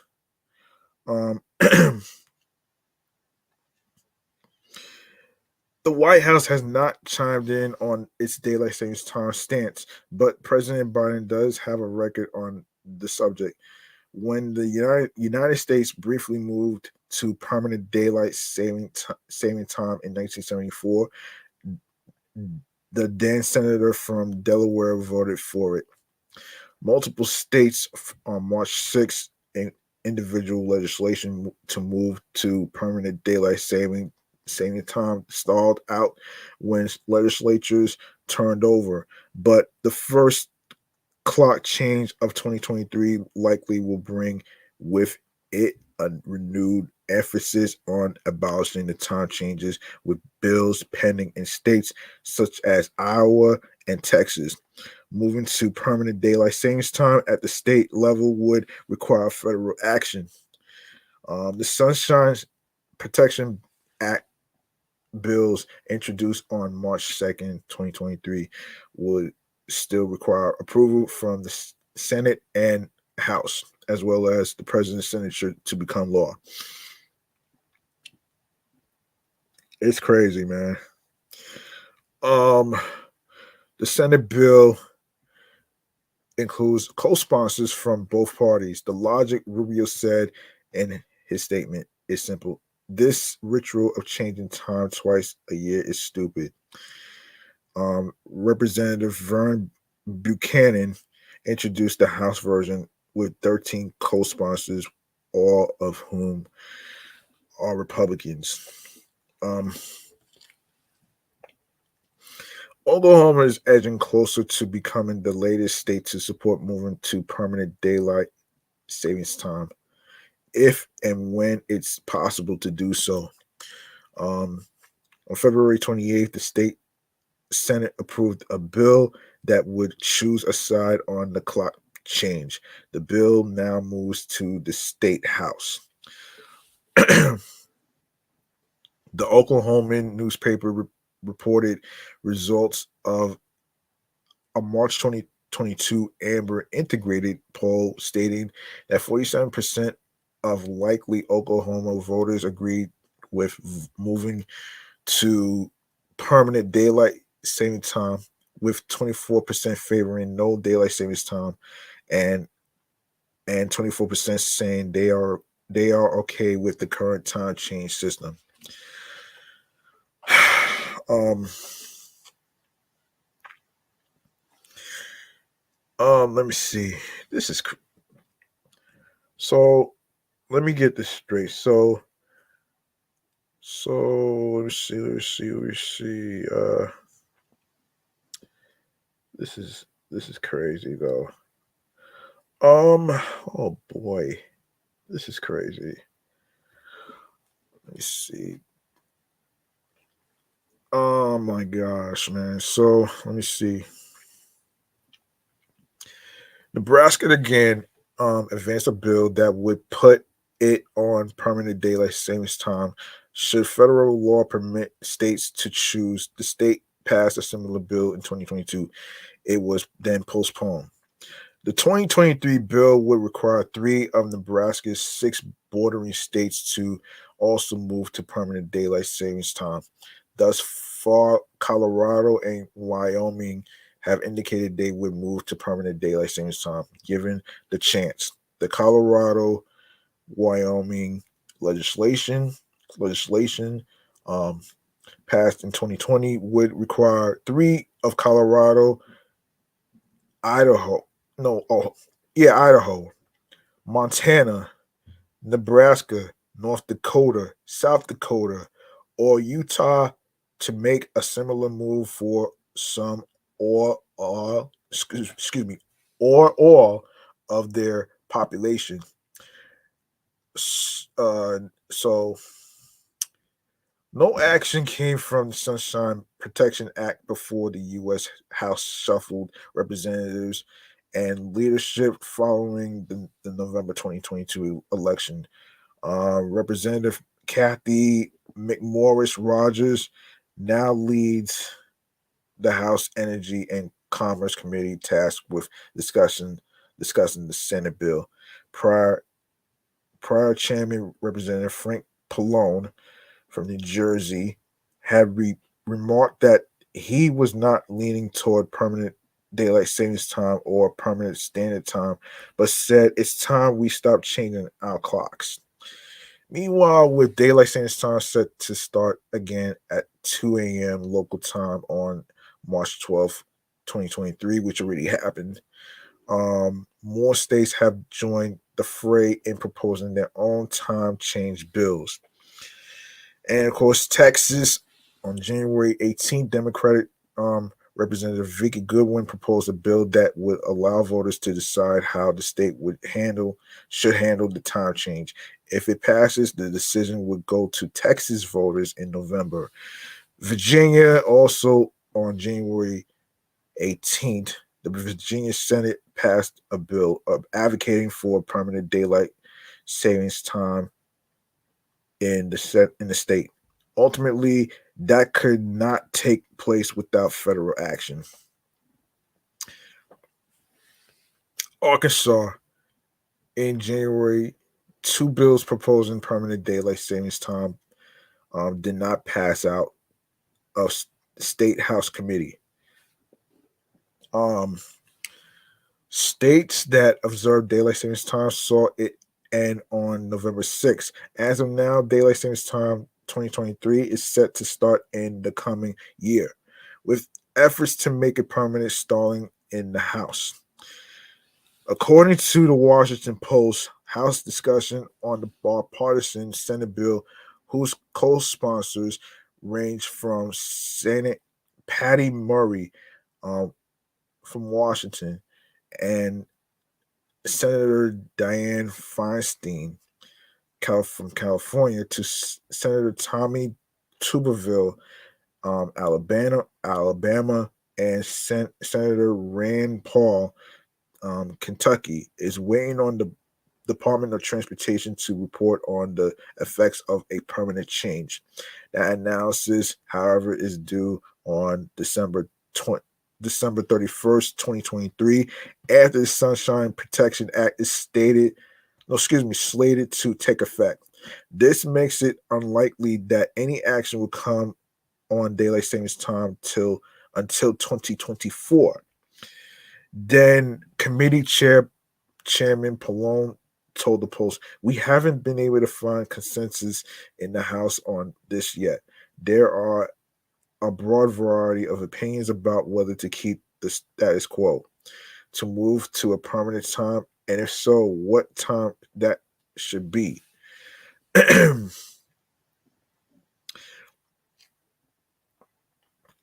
the, the the start of autumn, which is fall, has brought with it renewed questions about daylight savings time.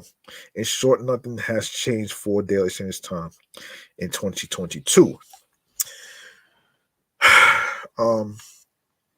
Daylight savings time will end at 2 a.m. local time on November 6th. People in states that observe it will move their clocks back 1 hour. The Sunshine Protection Act that the Senate passed in March 2022 has not made it to the U.S. House for discussion. It will require House passage and President Biden's signature to become law. If the bill were to pass in the next year as it's written, permanent daylight savings time would take effect on November 5th, 2023. In other words, we would move our clocks forward again in March and keep them there until the bill or another like it passes. However, we'll be sticking with clock changes twice a year. Of course, summer has started June 28th, 2022, but as expected, the U.S. House has not moved quickly to address the Sunshine Protection Act, which the Senate passed earlier this year. It has not made it to any subcommittee agenda in the House Committee on Energy and Commerce, which typically would face the task of discussing and reviewing the plan. Per the Senate's bill, permanent daylight savings time would take effect on November 5th, 2023. If the legislation passes the House and receives the president's signature. Let me see. Yeah, this is crazy, man. But anyway,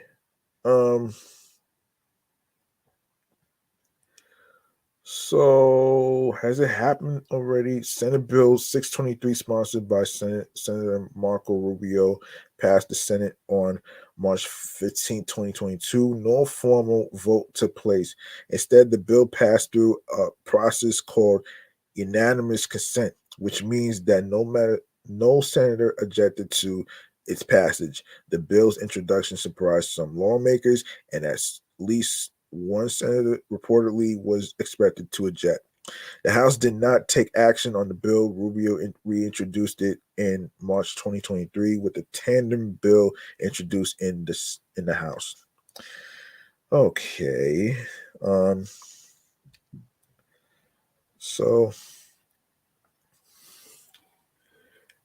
There's no established timetable for House or Senate debate or voting on the daylight savings time bills. In addition, the White House has not taken a position on the bill. If the current bill pass and receive President Biden's signature, permanent daylight savings time would take effect on November 5th, 2023. This will allow the transportation industry time to adjust its advanced scheduling. In practice, this means that the last clock change would be the March 2023 spring forward. After that, there would be no fallback in November, and clocks would stay on daylight savings time permanently. Is the proposal to move the permanent standard time or permanent daylight savings time? The Sunshine Protection Act would establish permanent daylight savings time. Under the bill's provisions, there would there would no longer be um, biannual clock changes in the spring and fall. Why now, you ask? Good question. The 2022 Senate call for unanimous consent on the Sunshine Protection Act came just after the clock change in March, when daylight savings time typically is in greater focus. The bill itself has been around since 2021. However, and was moved to committee in the House and Senate since then. Rubio himself has proposed similar bills each year since 2018, with none getting as far as the 2022 version. The 2023 version uh, marks year number 6. In the months in the months in the months, the unanimous consent in the Senate representatives in numerous states proposed bills calling for their states to take a side on the clock change debate. Some passed, some stalled. All states legislation calling for permanent daylight savings time would not have teeth unless federal actions permits them to do so. Um, Yeah, so Arizona, Hawaii don't have daylight savings time, and U.S. territories that follow permanent standard time would be exempt from the law. These states and territories would continue using their current system of permanent standard time. In addition, any other state that adopted permanent standard time before November 2023 would be exempt from the switch to permanent daylight savings time. Every state would have to choose one stable time, either standard time or daylight savings time. Daylight savings time takes place from mid March to early November. We may notice a little difference in those months, except for the elimination of biannual clock changes. The law's um, effects would be more apparent from November to March when clocks are on standard time.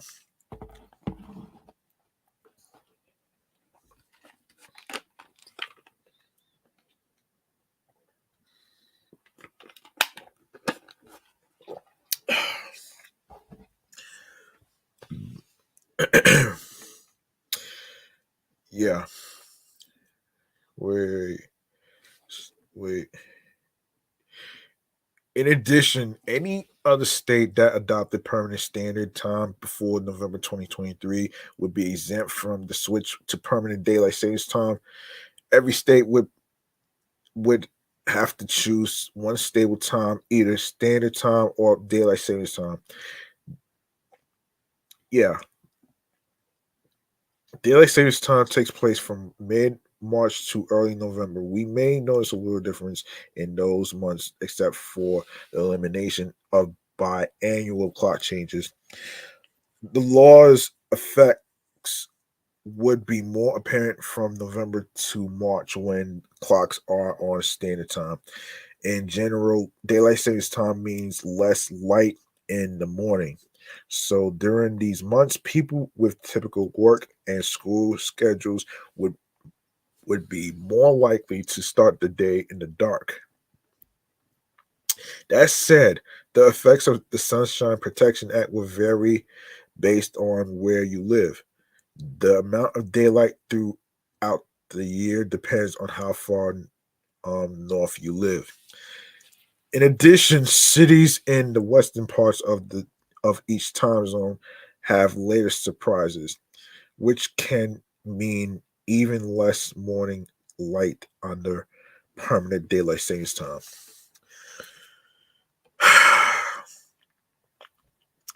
How will this change how we sleep?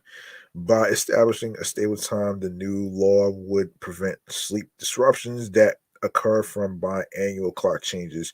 Switching to permanent daylight savings time, however, could interfere with quality sleep.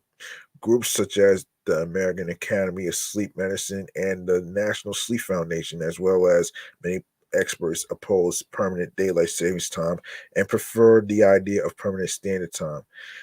Daylight savings time reduces exposure to morning sunlight, which makes it harder to wake up in the morning. More light in the evening may make it harder to fall asleep at night. In addition, the shift in the timing of daylight exposure can affect the body's internal clock, which follows a 24-hour schedule known as a circadian rhythm. Oh wow. Um yeah. So the US started daylight savings time in 1918 and has implemented and repealed it at various times since then.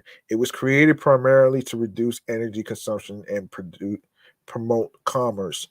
The Uniform Time Act of 1966 established the current system of biannual clock changes between standard time and daylight savings time. Permanent daylight savings time existed during wartime periods of 1918 to 1919 and 1942 to 1945 to conserve energy.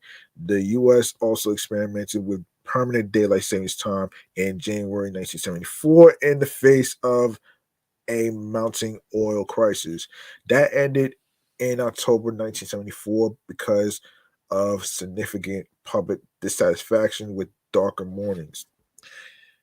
Okay, there is no single reason, although surveys show that clock changes are generally unpopular.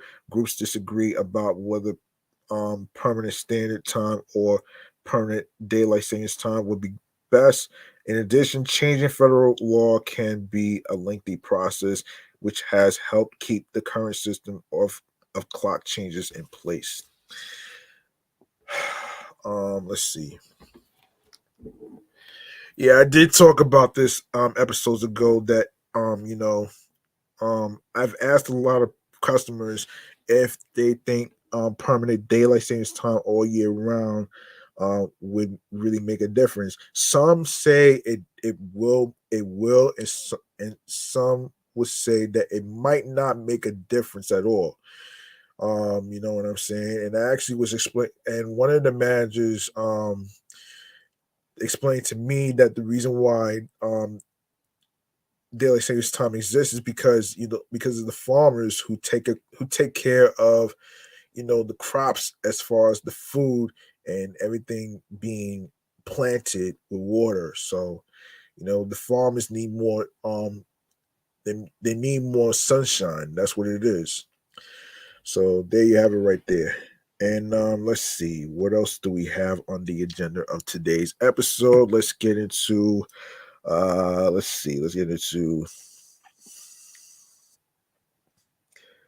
let's get into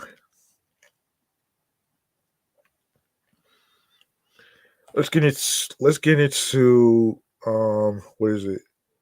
What is it? Let's get into National Cereal Day.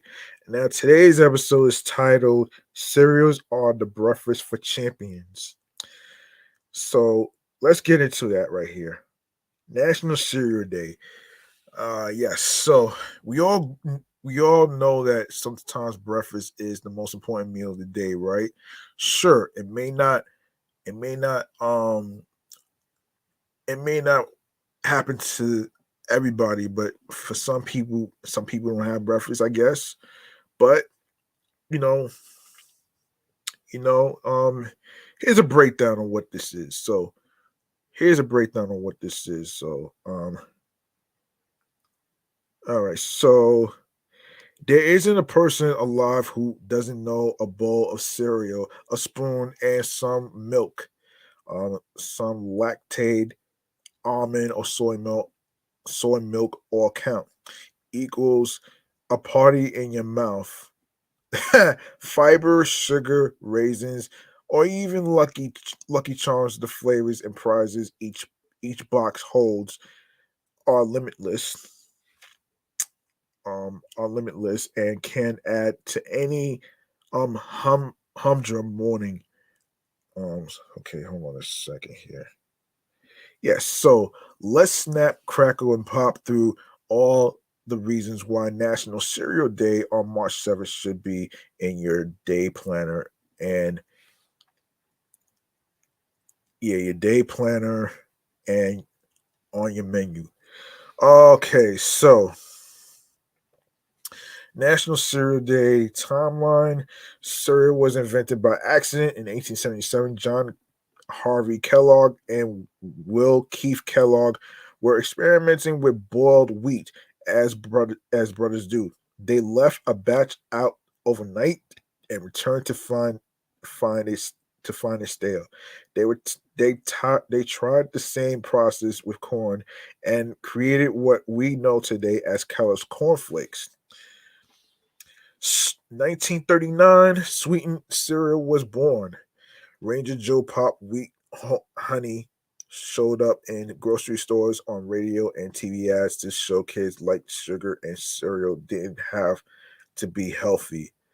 1964, Lucky Charms hits the shelves. Fancier cereal mixes like Lucky Charms hit the market with fruit marshmallows and other sweet bits mixed in. 1984, Mr. T cereal makes its debut. Mr. T cereal was the first licensed ready to eat cereal manufactured and marketed by the Quaker Oats Company, and I pity the fool who never liked it. That's fucking funny, man. Oh man.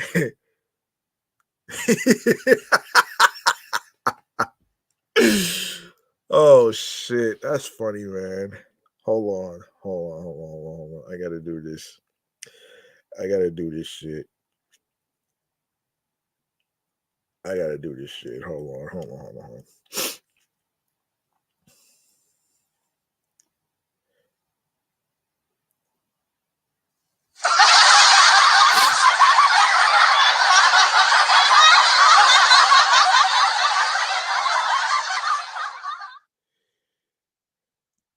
All right.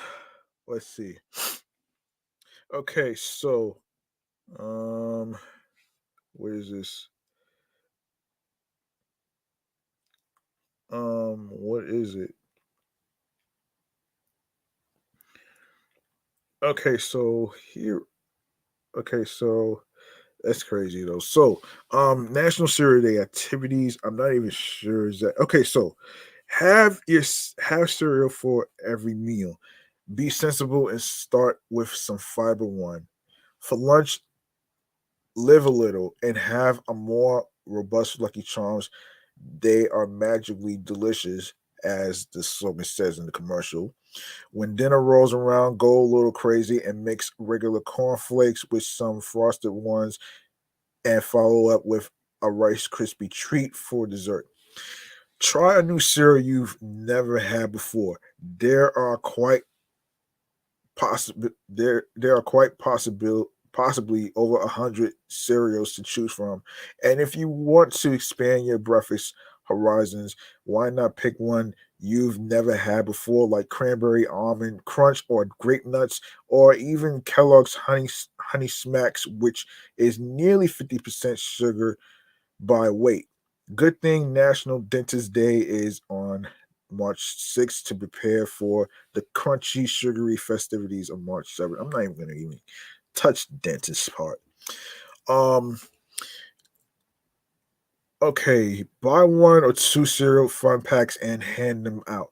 Whether it's to coworkers, friends, or any mailman or Jehovah Witnesses that come to your door, hand them a small box of cereal to commemorate the occasion. If you are more of a DIY type of person, get some Ziploc bags and fill them in, and fill them with a potpourri of your favorite cereal. Five facts about cereal that prove it's more than just O's and flakes. Cereal is for everyone everywhere. Cereal is a staple crop and its grains are grown with greater quantities and provide more food energy worldwide than any other type of crop. That's number one. Number two, the first prize was a book. In 1909, the funny Jungle Land moving pictures book came with the purchase of two packages of cornflakes. Number three, it gets its name from a goddess. The word cereal is derived from Ceres, is Ceres, the Roman goddess of harvest and agriculture. Number four, cereal has been to the moon. Astronauts ate Kellogg's cornflakes aboard Apollo 11, which was the first moon landing. Number five, it's explosively delicious. Using an army cannon converted into a pressure cooker, Quaker Oats developed a method called gun puffing in order to create puffed cereals. Why do we love National Cereal Day? It's not just for breakfast, lunch, lunch and afternoon snack, dinner, a middle of the night treat, or if you get all fancy with it, a delicious dessert. It's one of the few foods where there's no judgment on when you eat it, and with such a wide range of flavors and creative um recipes, it's like a Mad Libs ingredient that you can fill in to create in any time of day meal. Even the worst chef can't ruin cereal.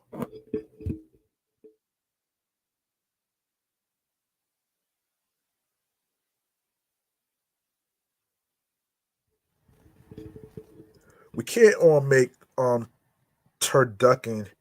Not that we all necessarily want to, but when you put it put together a bowl of cereal, you get the opportunity to put on a chef's hat, especially if one is included in the box. Hold on.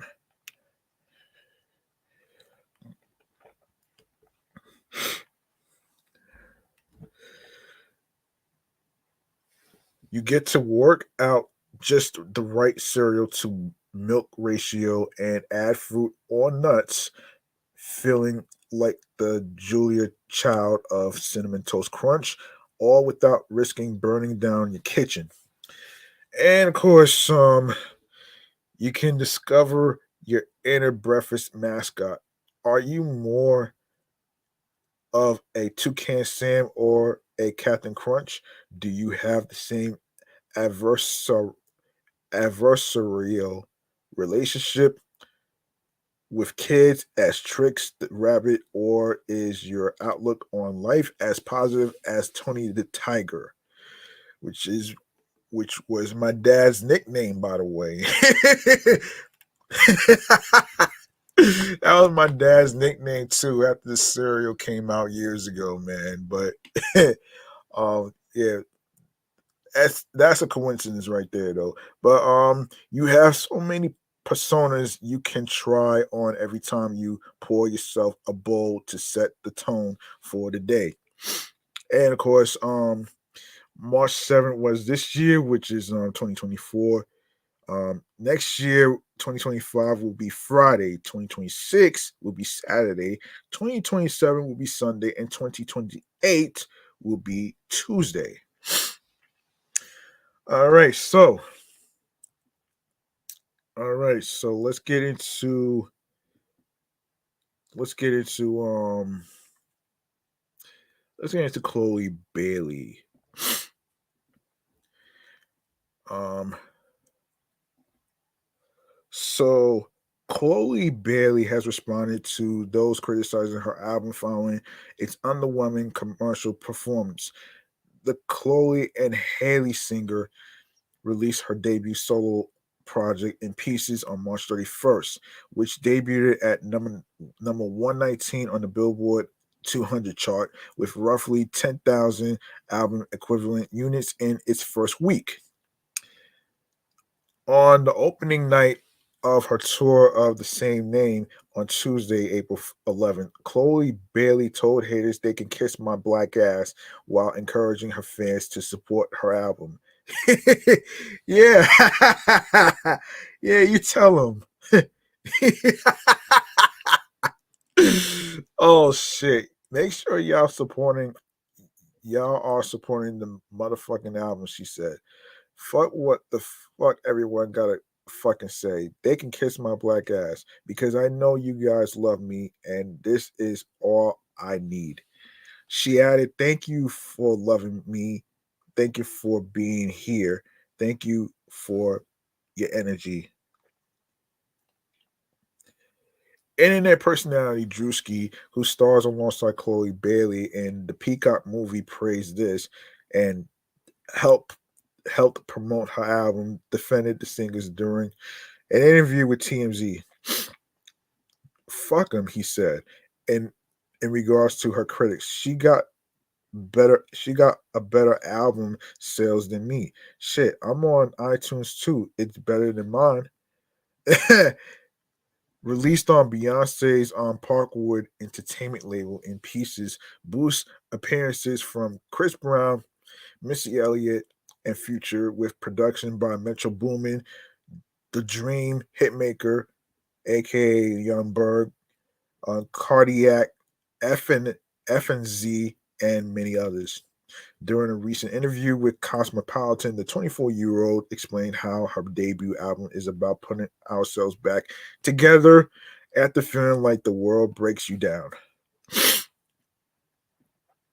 End quote. Those moments where I've been scared to articulate what I feel inside, I put it into the music, she said.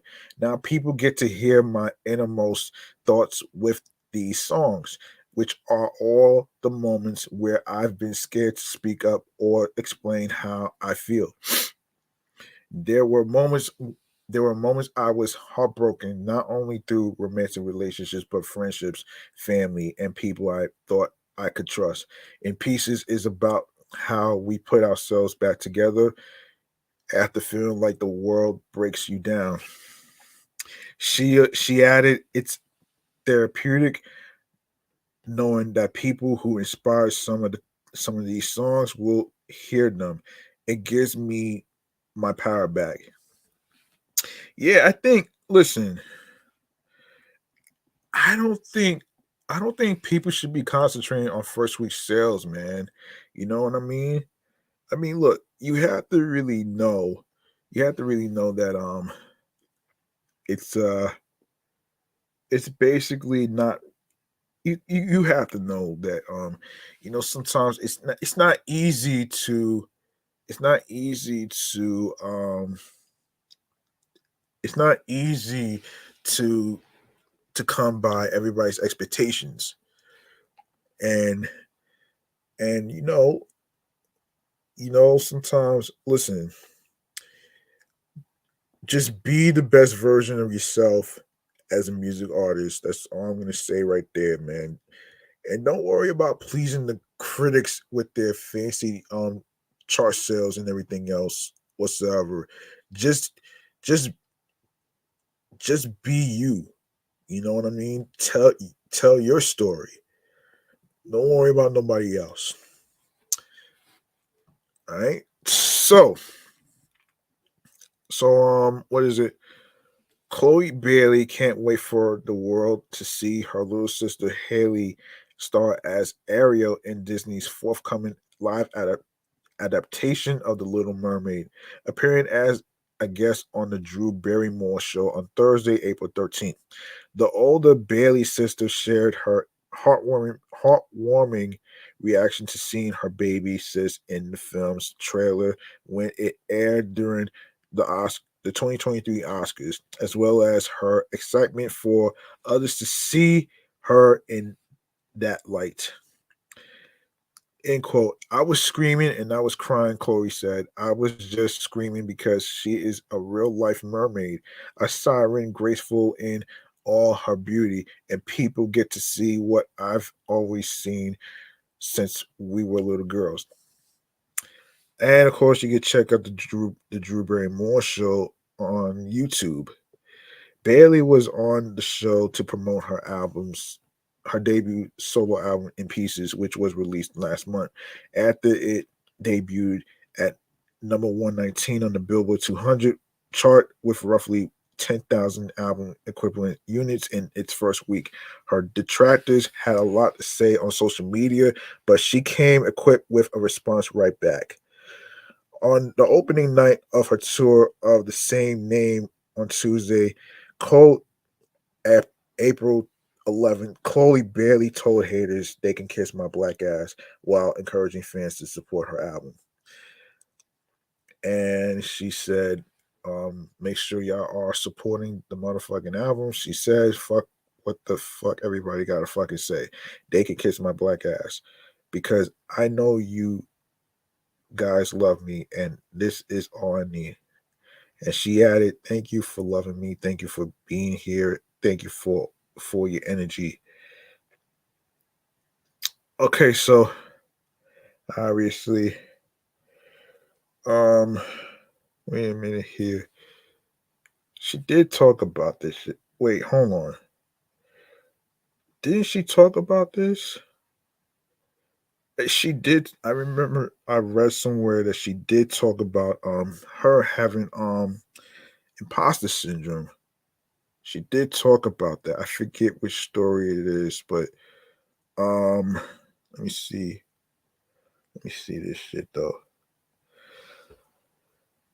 All right, so I already read that part. Let's see. I already read that part.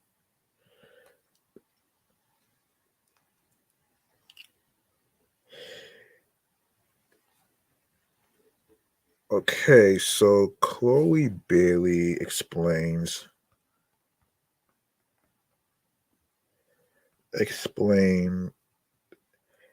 imposter syndrome. That's crazy, man. Um,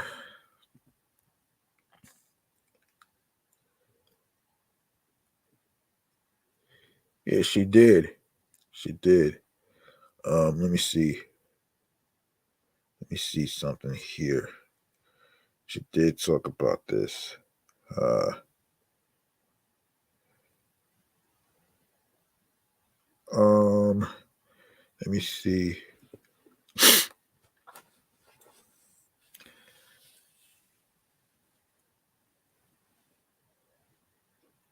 She talked about imposter syndrome. Let me see. Let me see. I'm sorry. Um, oh, here it is.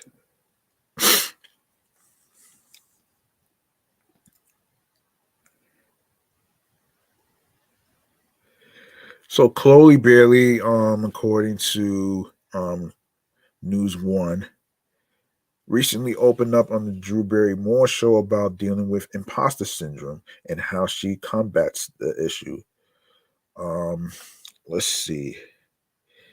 Behind the seductive Instagram pictures and immense talent, Chloe Bailey is an ordinary person dealing with normal self doubt. The Swarm actress appeared on the Drew Barrymore Show to discuss her new album, Imposter Syndrome, and being kinder to herself. During the interview, Drew asked the singer, um, hold on a second.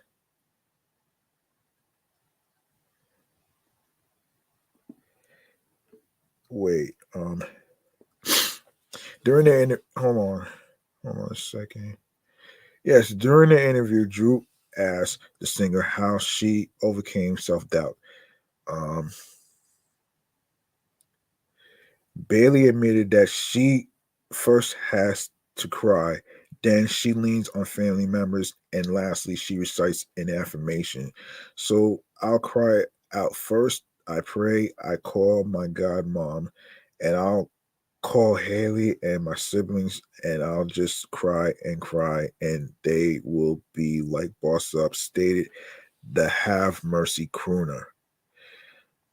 Combating imposter syndrome is okay. So, um, let me see.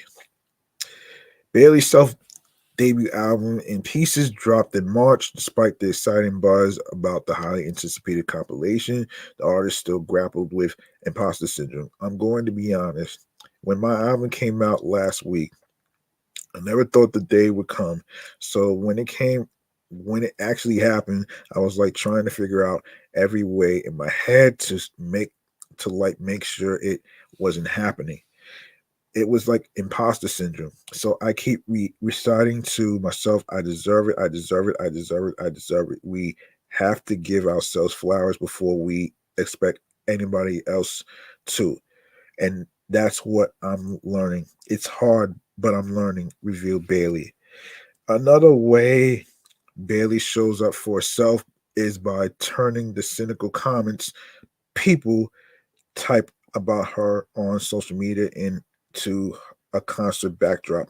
The praise this actress struck a fierce pose in front of the backdrop, subtly letting the haters know that their negativity stops nothing. Go, Chloe. Um, Bailey previously got candid about similar issues she has dealt with over time. Some of the challenges that I'm navigating that no one really sees is that I'm still battling anxiety, and I think I have imposter syndrome because no matter what I do, I feel like it's never good enough.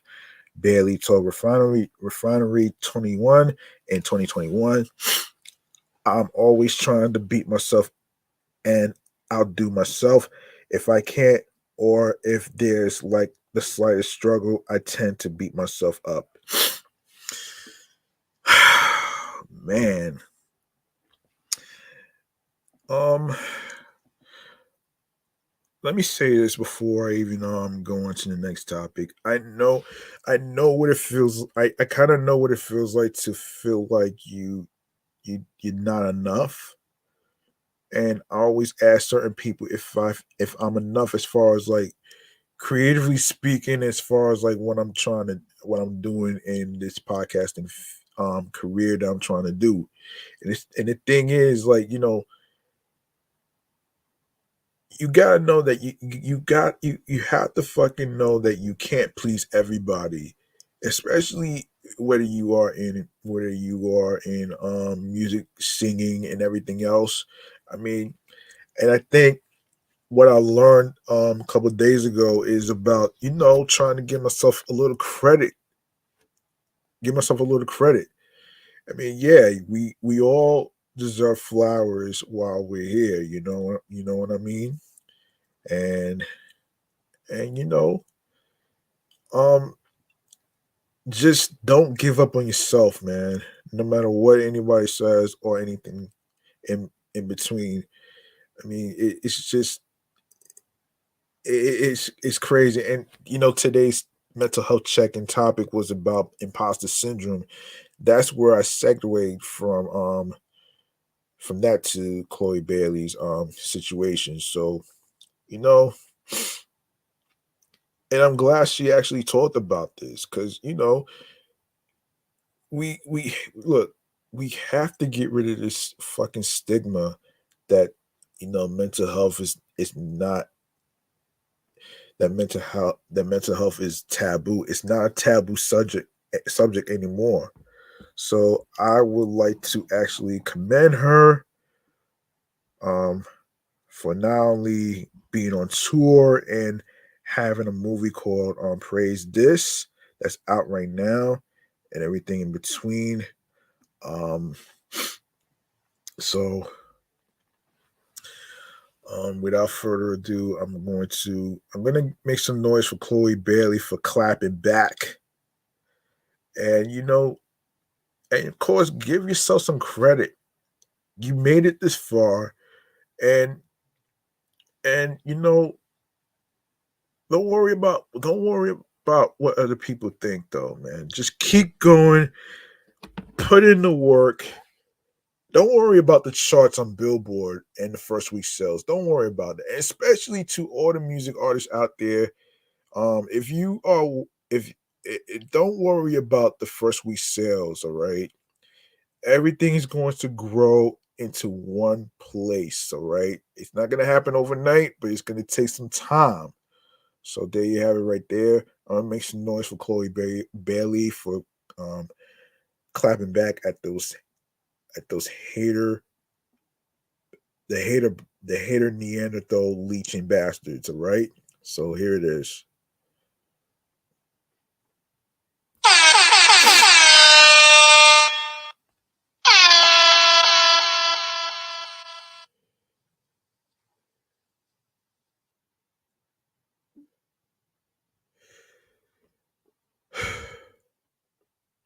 All right.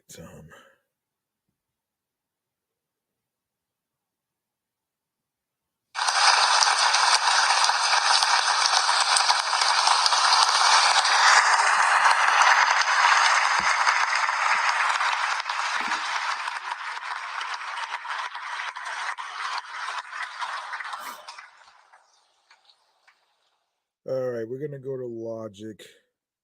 We're gonna go to Logic though, man. So congratulations, Chloe Bailey, for her success and everything in between.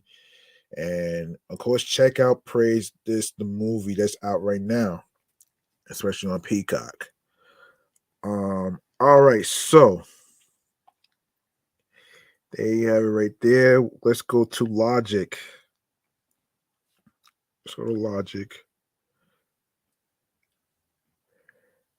Yeah, it's gonna go to Logic right here. Yeah. Um. Okay. Logic has said that his latest album, College Park, can be compared to the likes of Eminem's hit 2002 blockbuster 8 Mile. In a recent episode of Storytime, the Maryland rapper dished about the inspiration behind the album that takes place in 2011, with me and all my homies on their way to an open mic night in Washington, D.C., and the shenanigans they get in along the way. It's like 8 Mile. Expect it's an album, he said, referencing the Curtis Hanson directed film, which follows a young Detroit rapper, Eminem, as he struggles with every aspect of his life, juggling relationships with friends and foes as he chases his dream of becoming a rap star. Expect it's not B Rabbit, it's B racial. He added, seemingly taking another swing at media personality Joe Budden, who previously begged the rapper to retire from music following his divisive singing cover of Ice Cube's It Was a Good Day. It's a good album, and I think you guys are really going to like it. He added, subtly promoting the release. Later on during the episode, the Sucker for Pain lyricist turned his attention to RZA, reviewing how he got the Wu-Tang Clan group member to feature on his song Cruising Through the Universe. This is back when the fucking album was half rock and roll. Logic said around the 2 minute mark, I was like, all right, let's start it out with some weird shit. So the album starts really weird and different, but it's cool though. And then it's like some weird vocally Andre 3000 Outcast vibe. I'm rapping, then out of nowhere the RZA comes in and starts rapping about COVID. He continues, so he's rapping And I'm like, okay, what the fuck is this song? Then I'm like, oh my god, what if this song is a dream sequence in a day and in the life of me and my homies in Compton driving in 2011 to an open mic night. Then I get to get away with this really weird intro that's dope as fuck and make it a dream about how Logic is waking up. After joking about how the concept was similar to the storyline of Kendrick Lamar's Good Kid, Mad City. Logic went on to say that the point is College Park is a great project. I don't know, man. Shit just happened and changed, he said. This shit is a masterpiece. College Park is crazy, bro. It's special, man. It's really dope. Released on February 24th, College Park boosts a diverse and star-studded supporting cast that includes Joey Badass, Redman, Bun B, Nora Jones, and Family Guy creator Seth MacFarlane, among others. Among others, the project marked Logic's first independent album after severing ties with Def Jam in 2022. His final release on the label was Vinyl Days, which he revealed was recorded in just 12 days to accelerate his departure. Up next, Logic is later to hit the road alongside Juicy J as part of the College Park tour, which kicks off in Madison, Wisconsin on May 25th. The pair will hit 22 cities across North America, include Chicago, New York, Philadelphia, Houston, Atlanta, San Francisco, and Los Angeles before wrapping things up in Phoenix, Arizona on June 30th. So, of course, you can go ahead and get your tickets to the College Park tour. So don't you worry about that. Um, let me see what's going on with the. Let me see what's going on with that. Let me take a look here. Um, yeah. So there's. Oh man. So let me see. So is there a way? I don't know if there's a way for you to get it. Yes, I don't know if there's a way for you to get a ticket, but let me see. Yeah, of course. Um, I don't think there's a. So yeah, you would have to. You would have to. Oh boy. Um.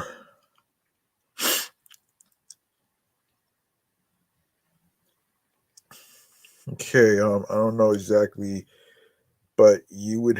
I don't know where exactly. You would have to go to Logic's page. To find out. Where you could get your tickets and stuff. So you go on his Twitter, go on his Instagram, whatever, where you could get your tickets to his tour, to his College Park tour. All right, so let's get into Chris Brown. Chris Brown may have triggered a breakup between a young couple after giving a woman a steamy lap dance during a recent concert of his. According to the New York Post, a man took to TikTok claimed that after the Virginia bred crooner gave his girlfriend a lap dance during a UK performance, he had no choice but to call it quits with her. Ah, in the TikTok video, which has so far garnered over 22 million views, Brown dances passionately on top of the woman to his 2007 hit "Take You Down." The man also revealed in the post caption that he has spent nearly $600 on front row tickets for him and his ex. POV buying my girlfriend front row tickets to see Chris Brown. I want my $615 and my girlfriend back. He wrote in the now deleted post. Oh wow. Wow.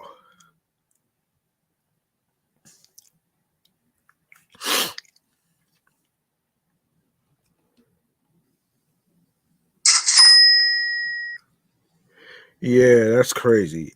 Um So, following the post, after being asked by other users for updates, the man confirmed that he split up with his girlfriend. However, he claimed that his ex doesn't think what she did was wrong. For the past month, Brown has been performing overseas on his Under the Influence tour. Since the tour began, he's performed a variety of classic hits and recent tracks such as Run It, Gimme That, Heat, and and Warm Embrace. I don't think anything I don't think there was anything wrong with this, so I don't see what the big deal is. So, however, this isn't the first time the singer's lap dance has caused a stir. During another performance for another lucky female fan, he ended up tossing her phone and as she filmed him dancing for her. Footage of the incident showed a lucky fan on stage watching Breezy perform. The singer politely took the phone out of her hands before executing his trademark dance moves. However, the fan couldn't help herself and picked up her phone back up to capture the moment. Um, as he got closer to the woman, Brown grabbed her phone again, only this time launching it into the audience. As the venue's lights dimmed down, the woman looked confused, and it didn't take long for people to talk about the situation on social media. Even Chris Brown himself shared the footage on his Instagram story with a caption that read, "Fuck that phone." The singer has had some interesting interactions during his time overseas. Most recently, he was questioned by UK police for his alleged involvement in a club brawl that left an unidentified man hospitalized last month.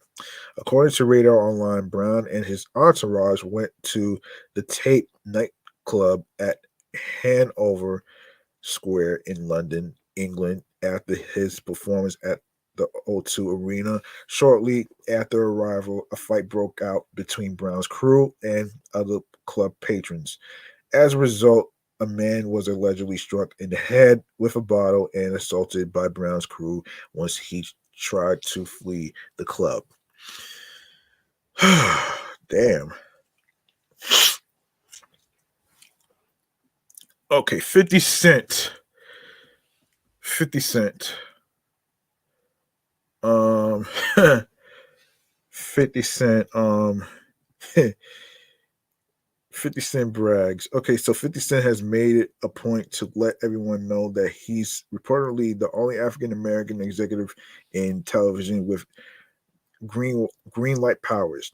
On Friday, March 24th, 50 took to his Instagram to brag about the executive power he holds in the world of television. In the image he posted, the G Unit mogul can be seen smiling in a tailored suit while there's a web of corporation logos surrounding him, all of which he has some sort of dealing with, including ABC, BT, and Fox. I just realized there is not one African American person with green light power in all of television. Surprise eyes. He captioned the pic. What the fuck? I gotta turn it up now. Many of his contemporaries and supporters gave props to the legendary rapper in the comments section. When it comes to 50 Cent, he's never shy to let people know about his accomplishments and feats in entertainment. 50 Cent's small screen dominance in parts thanks to record-breaking shows such as Power Book 2 Ghost, Power Book 3 Raising Canaan, Black Mafia Family, and Power Book 4 Force. All of which all fall under his production company G Unit and Television Inc. Um Power Book 2 Ghost returned with season 3 premiere last week, and stars Juggernaut has broken another viewer record.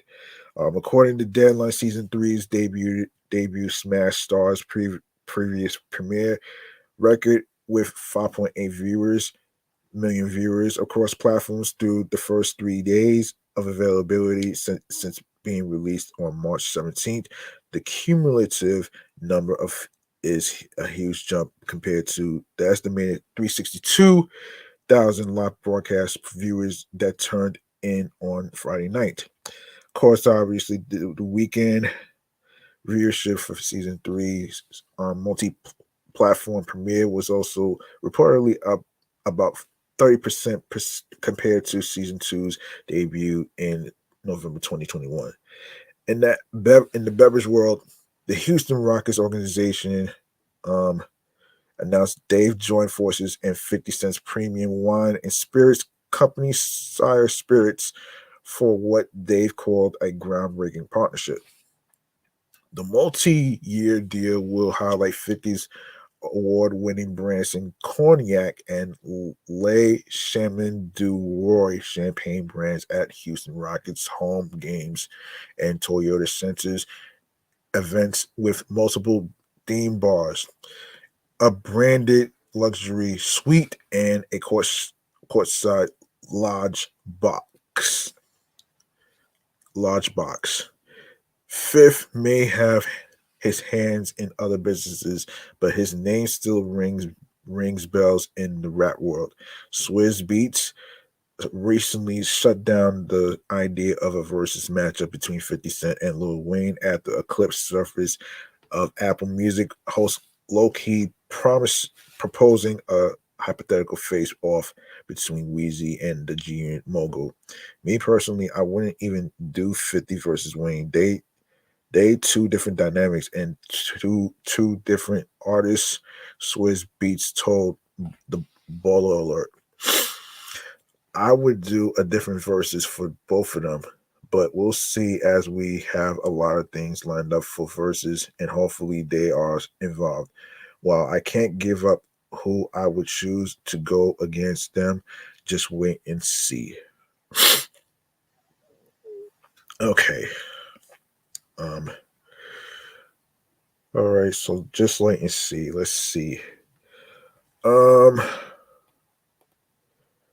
okay. Let me see.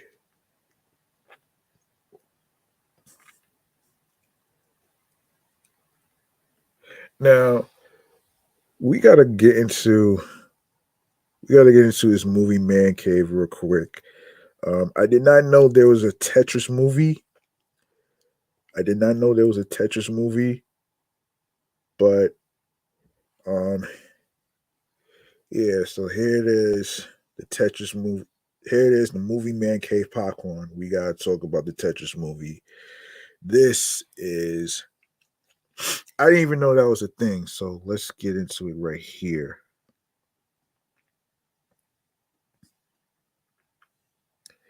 Hang on a second.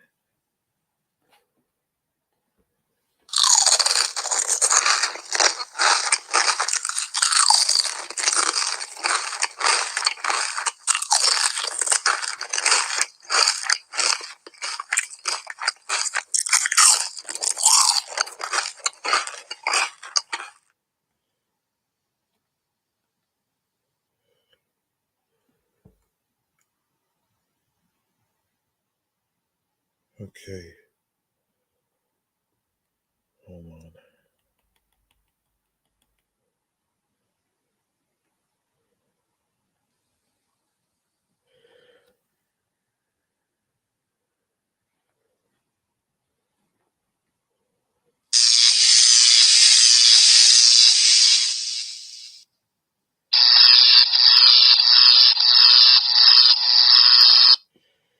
Okay.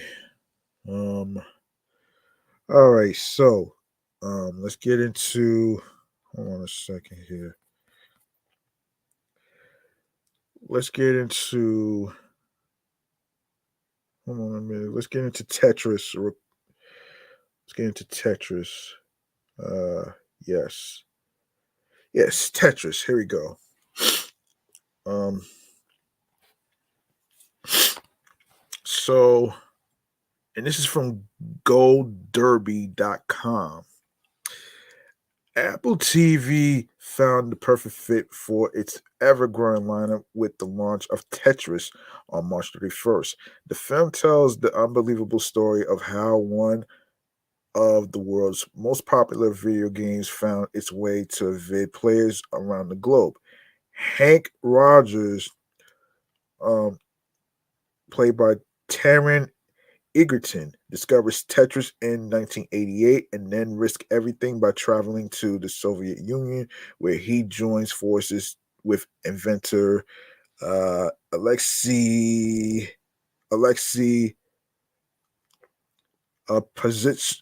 Przitsnov, um, played by Nikita Efremov, to bring the game to the masses. Based on a true story, Tetris is described as a Cold War era thriller on steroids with double crossing villains, unlikely heroes, and a nail biting race to fit to the finish.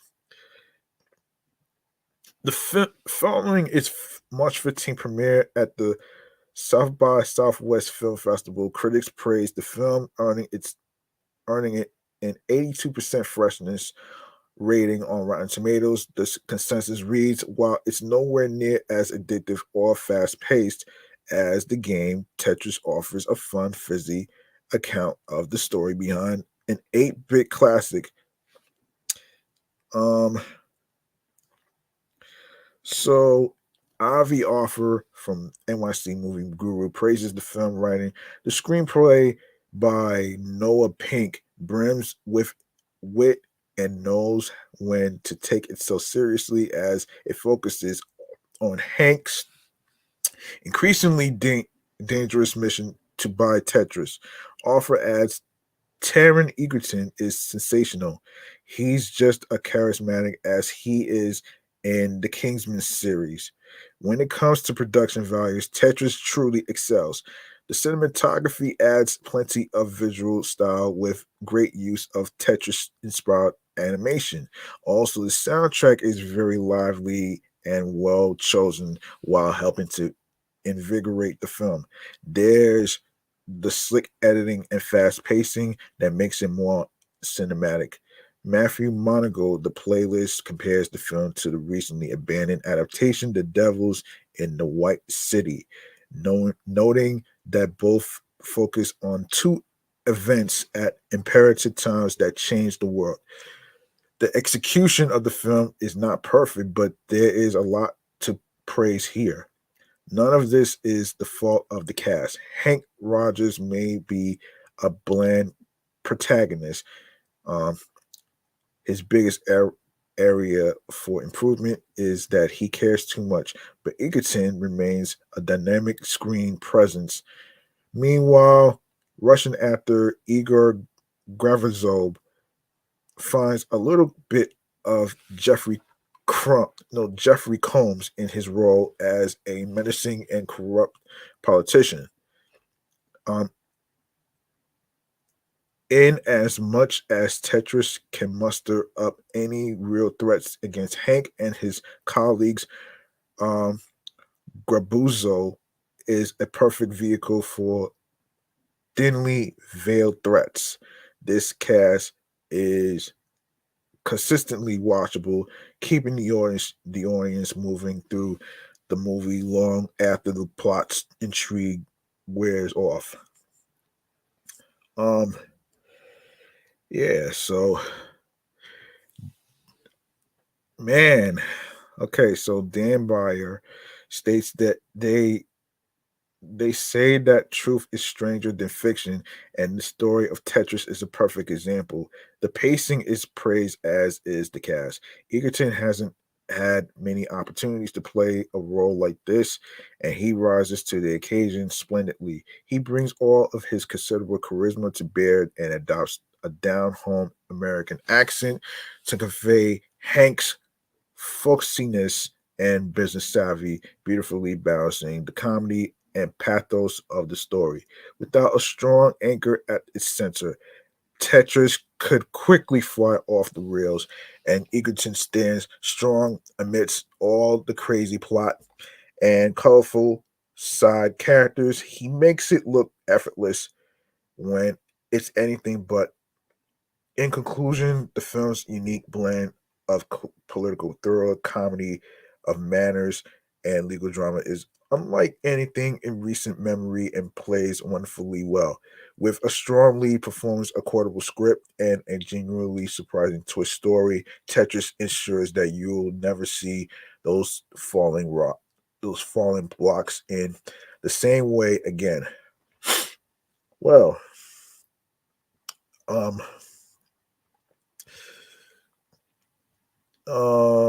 hold on.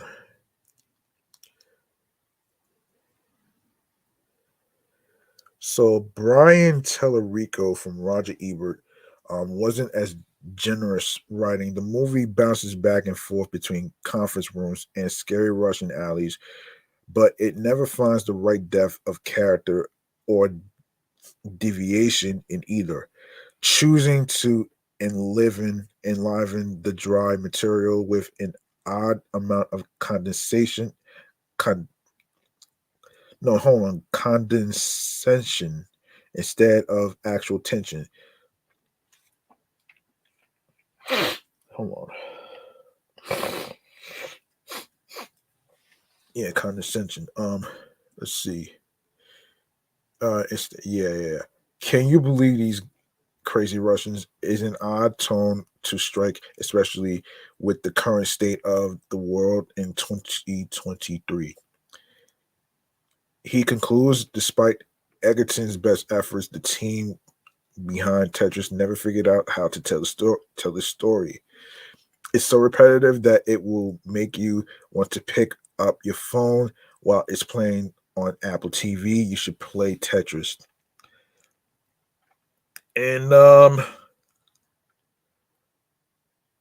And yeah.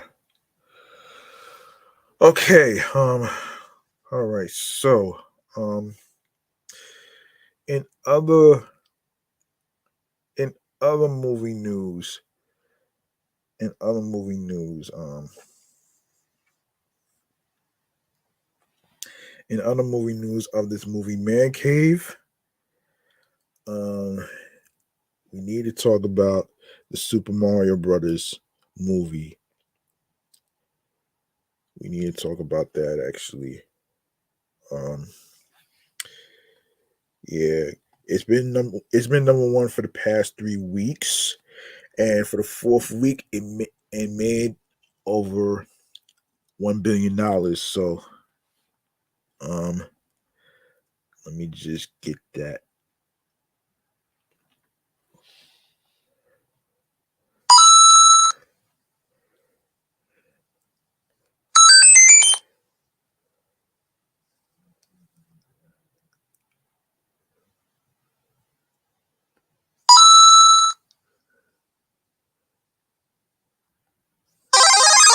All right, so the Super Mario Brothers movie.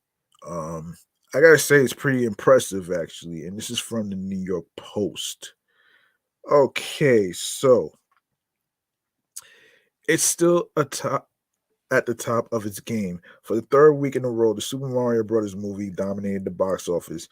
The animated adventure flick, based on the popular Nintendo game, raked in over $14 million on Friday alone, according to IMDb's box office mojo. Since its opening on April 5th, it has earned over $400 million nationwide, the second fastest animated film to reach those numbers after The Incredibles 2, according to Deadline. Also, in second place, the supernatural horror movie, the rated R horror movie Evil Dead Rise, the fifth installment of the Evil Dead series, came in second with a $10.3 million take on its opening day. The Post called the film gory as hell and said it is as campy and fun as any chapter in producer Sam Raimi's 4 decade old horror series. Um, the Covenant, the story of an army sergeant in Afghanistan, played by Jake Gyllenhaal, and an Afghani interpreter, played by Danish actor Dar Salim. landed in third with $2.25 million in sales. The Post said its director Guy Ritchie cast the right duo. However, he pursues teary emotion but seems confused on how to deliver it. John Wick Chapter 4, which was not even in the top 5 last Friday, came in fourth with bringing home $1.57 million. Dungeons and Dragons Honor Among Thieves ranked fifth with 1.39 million dollars in sales. All right, so and speaking of which, it did make it to $1 billion. So let's get into that one right there and more Super Mario Brothers news.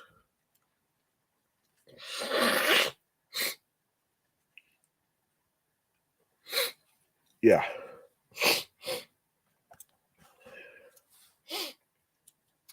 And this is from Cinema Blend. All right. So hang on one second.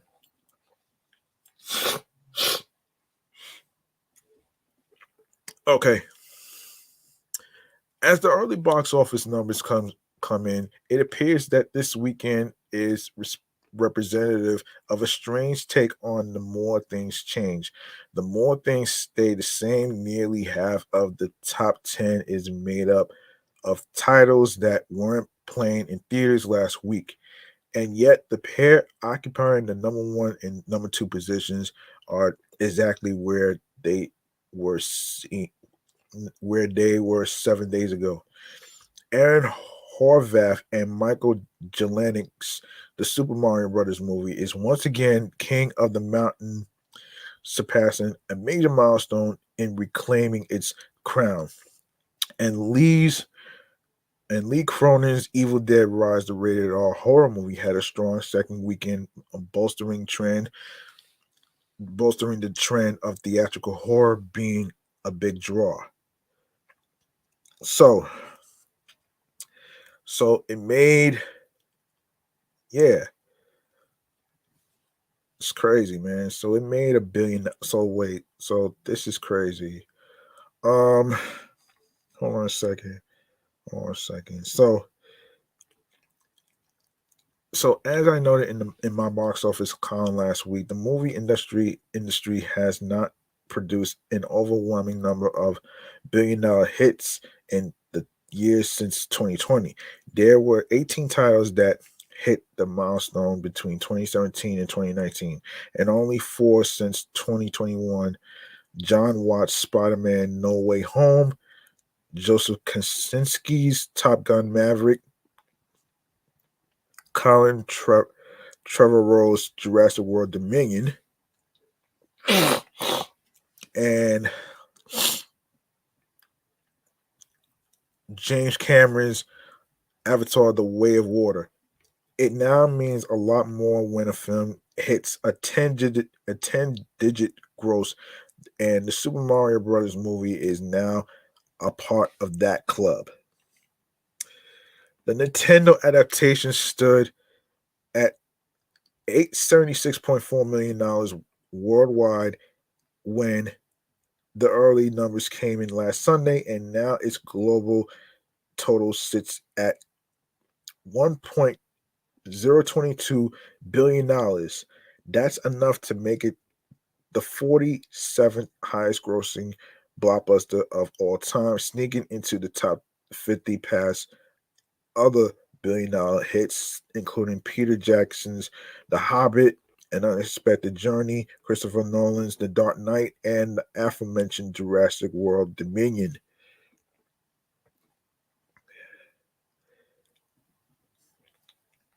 Wow. I'm at, yeah, I'm actually proud of this, actually. um, so let me see. Let me see.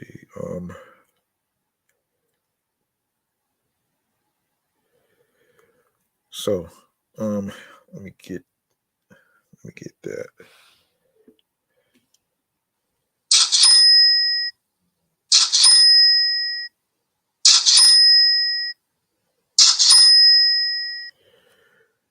Okay. So let's see.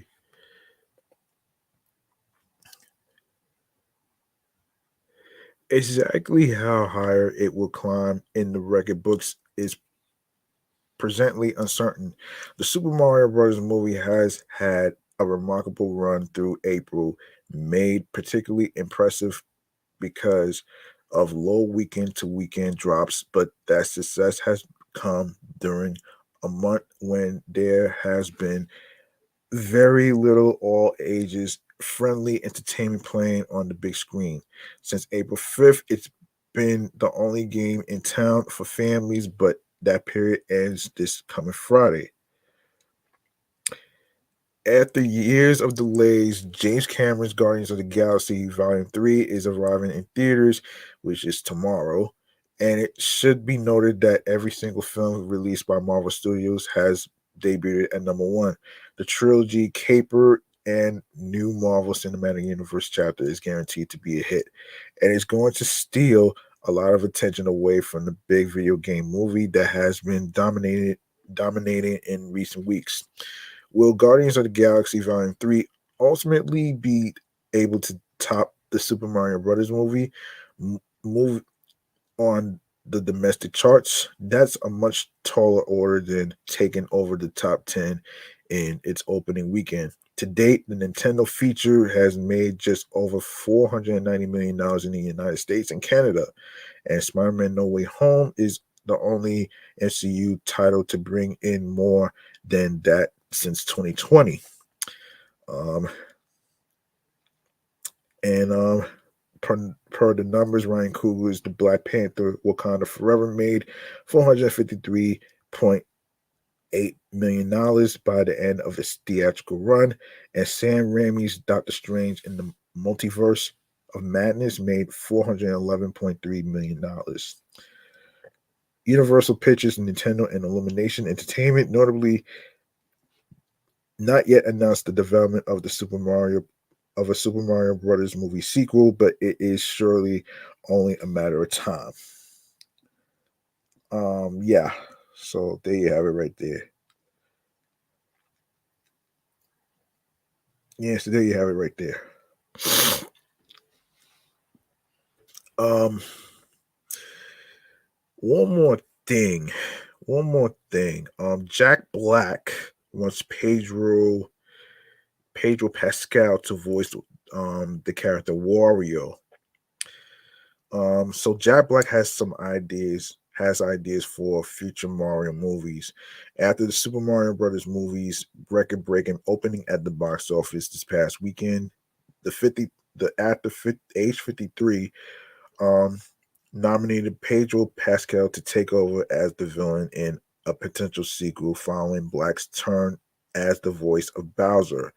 Are you thinking what I'm thinking? Said Black in an interview with GameSpot before switching into a trailer narrator voice. Wario, Pedro Pascal is Wario. He explained that it's not a given that Bowser will be back for a future installment. You know, I did a few Kung Fu Panda movies and it was a different villain. Every movie, they may do the same thing, Black added. Black at appeared to be open to having Bowser switch over to the good side and team up with Mario to take on another villain like Wario.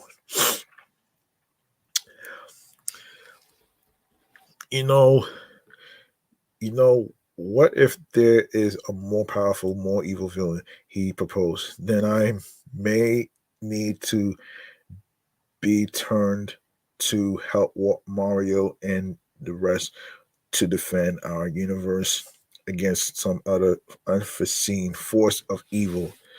The Schoolhouse of Rock actor previously credited his sons after they introduced him to the Mario universe, telling people they are stoked about the Super Mario Brothers movie and they are looking forward to coming to that premiere. So that should be fun. He shares son he shares son Samuel Jason 16 and 14-year-old Thomas David with wife Tanya Hayden, whom he married in 2006.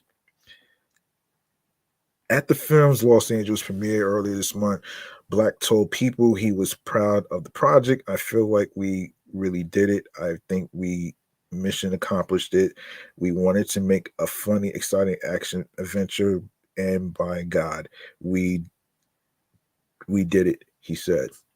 And you know what else we did? We also use all the characters from the Nintendo universe. And if you like playing Mario Kart or any of those Nintendo video games, when you see this movie, you are going to go, whoa, because there's a bunch of little Easter eggs that only the gamers will really recognize and really appreciate. I'm really happy about that. Yeah, so the Super Mario Brothers movie premiered Easter weekend, becoming the biggest opening for an animated movie with $375.6 million in global box office sales, which already made $1 billion actually. And in addition to Black, the movie features the voices of Chris Pratt as Mario, Anya Taylor Joy as Princess Peach, Charlie Day as Luigi, Keegan Michael Key as Toad, and Seth Rogen as Donkey Kong. So if you haven't seen it, it's in theaters right now. You can go check it out for yourselves. All right. All right. So, um, let's see. Let's see what else we got to talk about here.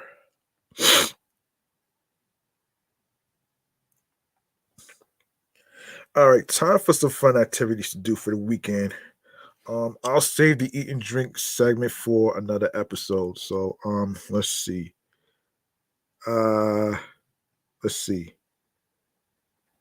Hold on a second. Let's see. Um, can let me see. Um,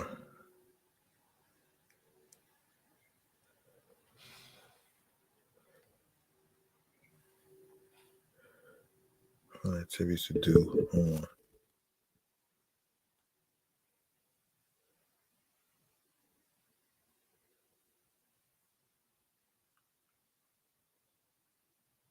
Forest Hills Summer Stadium.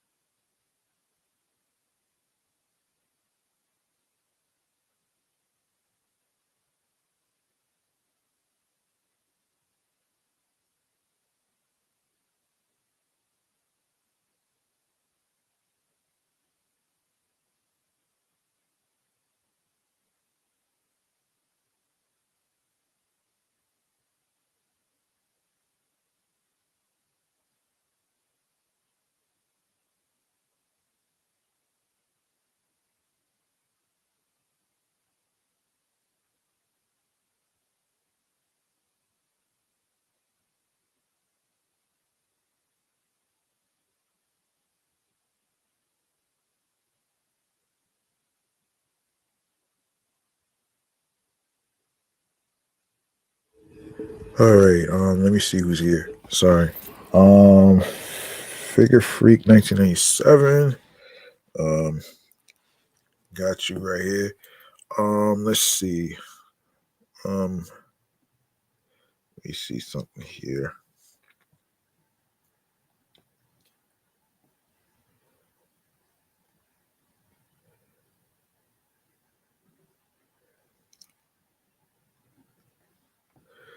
All right, so fun activities to do. So, the legendary New York outdoor venue Forest Hill Stadium has unveiled its 2023 season, marking its 100th anniversary of the stadium and the 10-year anniversary of its renovation.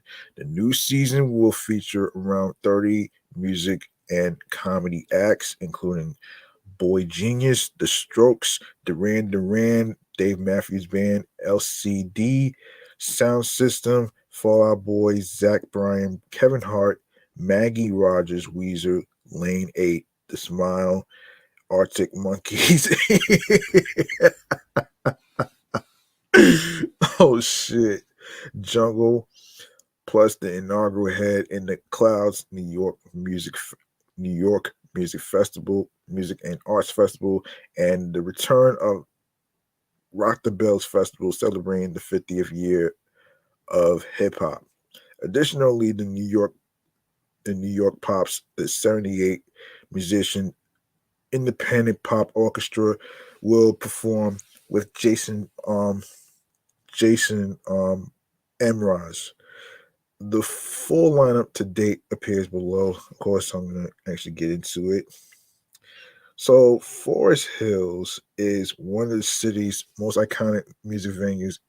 In the 1960s alone, it hosted concerts by the Beatles, um, the Rolling Stones, Jimi Hendrix, and Bob Dylan.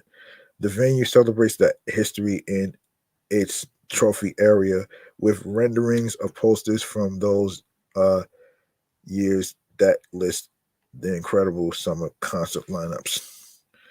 Um, Mark Luba. Hold on a second.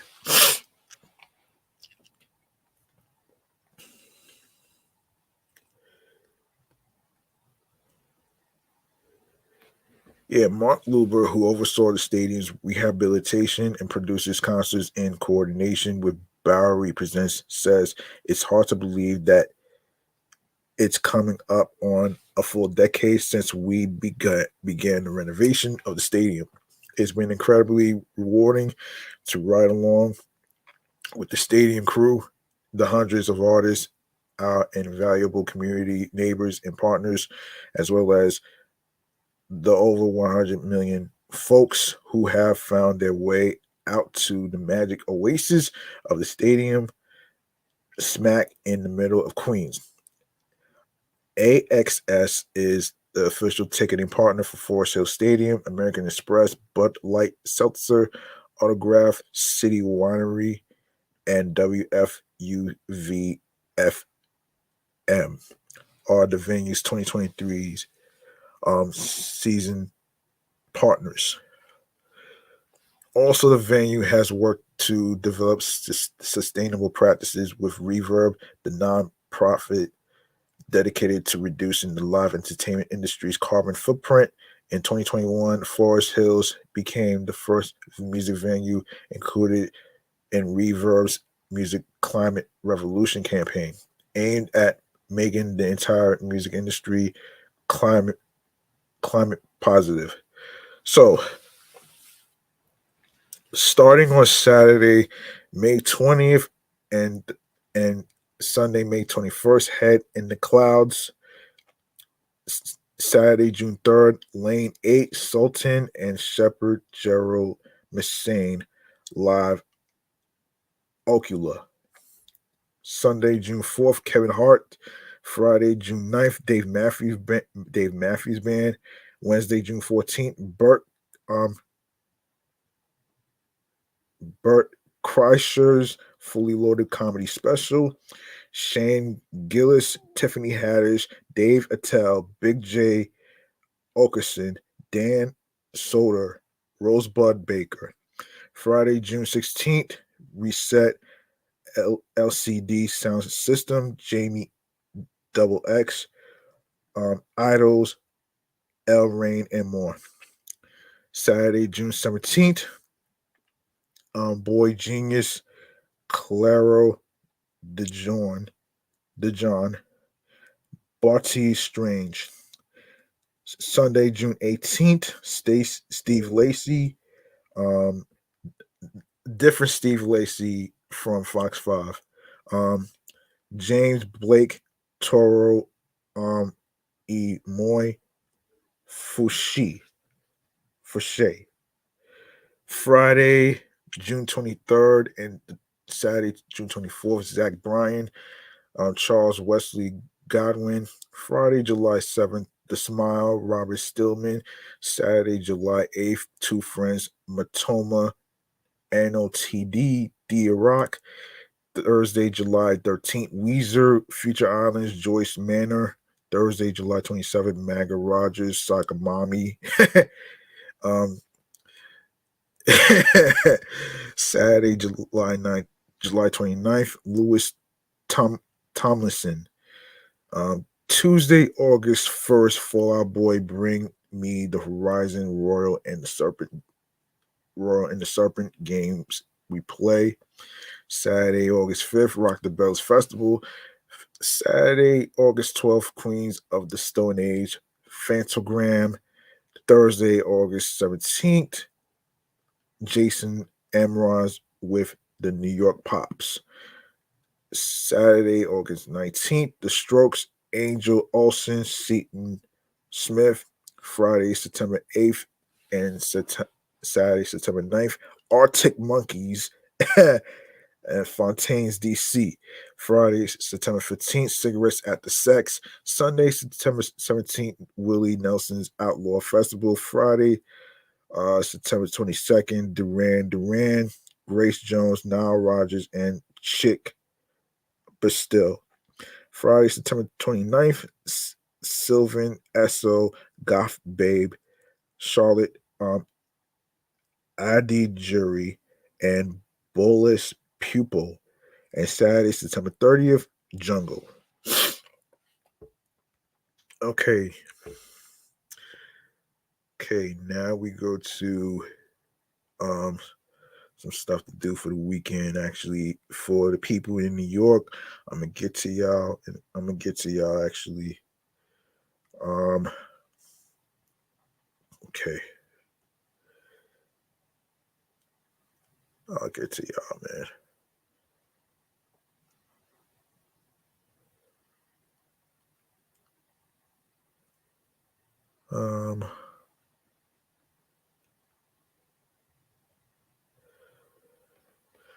Okay.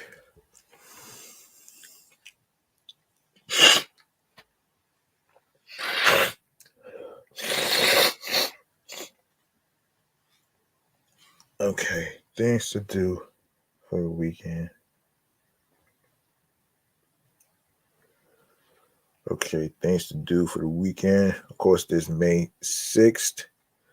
No, 16th to do for the weekend, actually. So, we have, of course, Bang on a Can Long Play Festival. Bang on a Can announces the daily lineups today for Long Play, a 3-day destination music festival presented from Friday, May 5th through Sunday, May 7th, 2023, featuring 50 concerts. Long Play also announces a dense network of inventive music venues in Brooklyn, multiple locations all day. Tickets start at $96.29.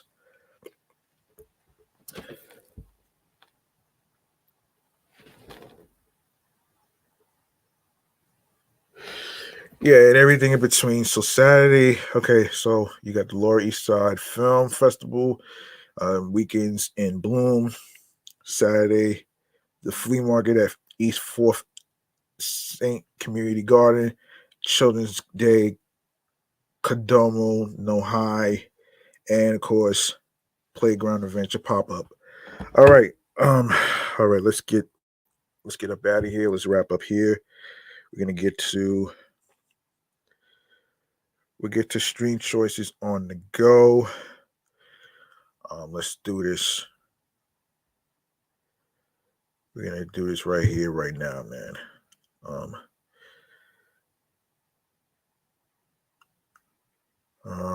All right.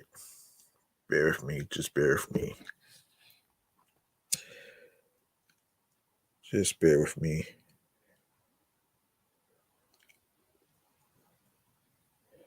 Okay, go. Okay, so let's do this.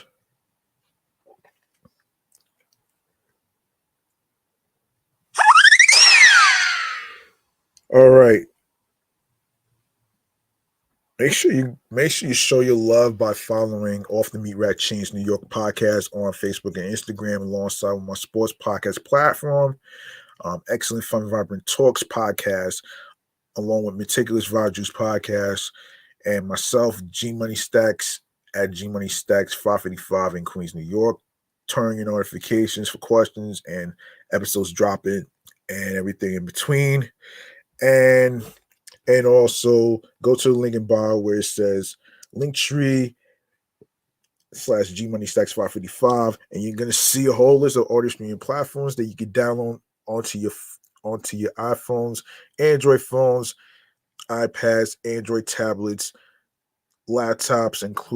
Includes Apple and Dell laptops, alongside with Windows and Apple and Windows. So, starting with Audacity, Audible, Audio Burst, Amazon Music, Breaker, Bullhorn FM, Castbox FM, Deezer, Listen Notes, Moon FM Podcast, Player FM, Pocket Cast, Podbay, Podfriend, Podhound, Podopolo, Podorama, Podcast Index, Podcast Addict, Podchaser, Podverse, Podcast Guru, Podvine, Spotify for podcasters,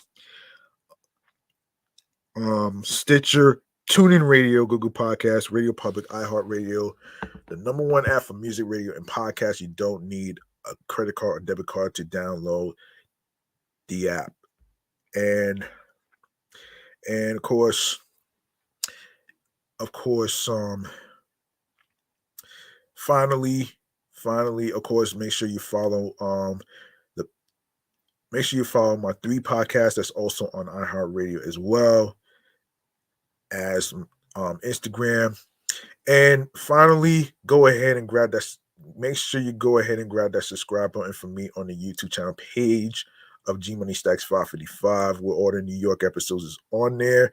And do the same with my other YouTube channel pages of Meticulous Vibe Juice podcast and Excellent Fun Vibrant Talks podcast, the sports channel page on YouTube. So make sure you do the same for that. So yes, so click on the noti bell on the page itself, along with alerts, so you can be reminded of when the show goes in the air via live stream and everything else in between. Don't forget to donate to my Cash App, which is G Money Stacks 555 on there. Don't forget to do that. A charitable donation, any amount will be appreciated. And of course, leave a like and a comment along with the episodes and topics. Stay tuned for more video content, upcoming episodes, previous episodes. Share the videos, share the episodes, listen, stream, watch the episodes, and of course, be sure to tell a friend to another friend, and of course, spread the word. Word of mouth is important, and of course, be sure to share the link along with Linktree and the podcast itself with your husbands, wives, boyfriends, girlfriends, friends, people you cool with from work, and wherever you meet new people. All right, I'm up out of here.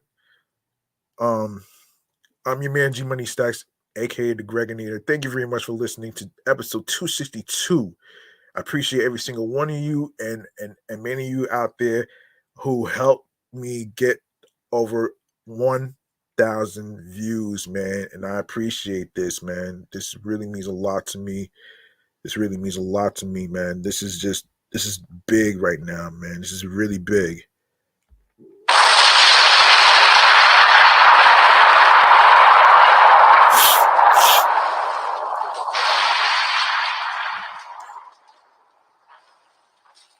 And of course, don't forget to Don't forget to remember to follow your goals and dreams. The grind doesn't stop. Hard work pays off. Um, Trust the process. New York wasn't built in a day.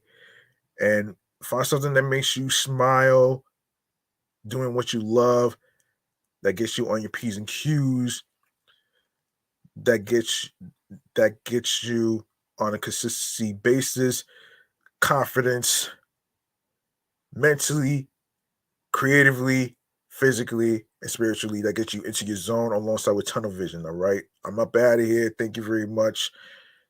Thank you.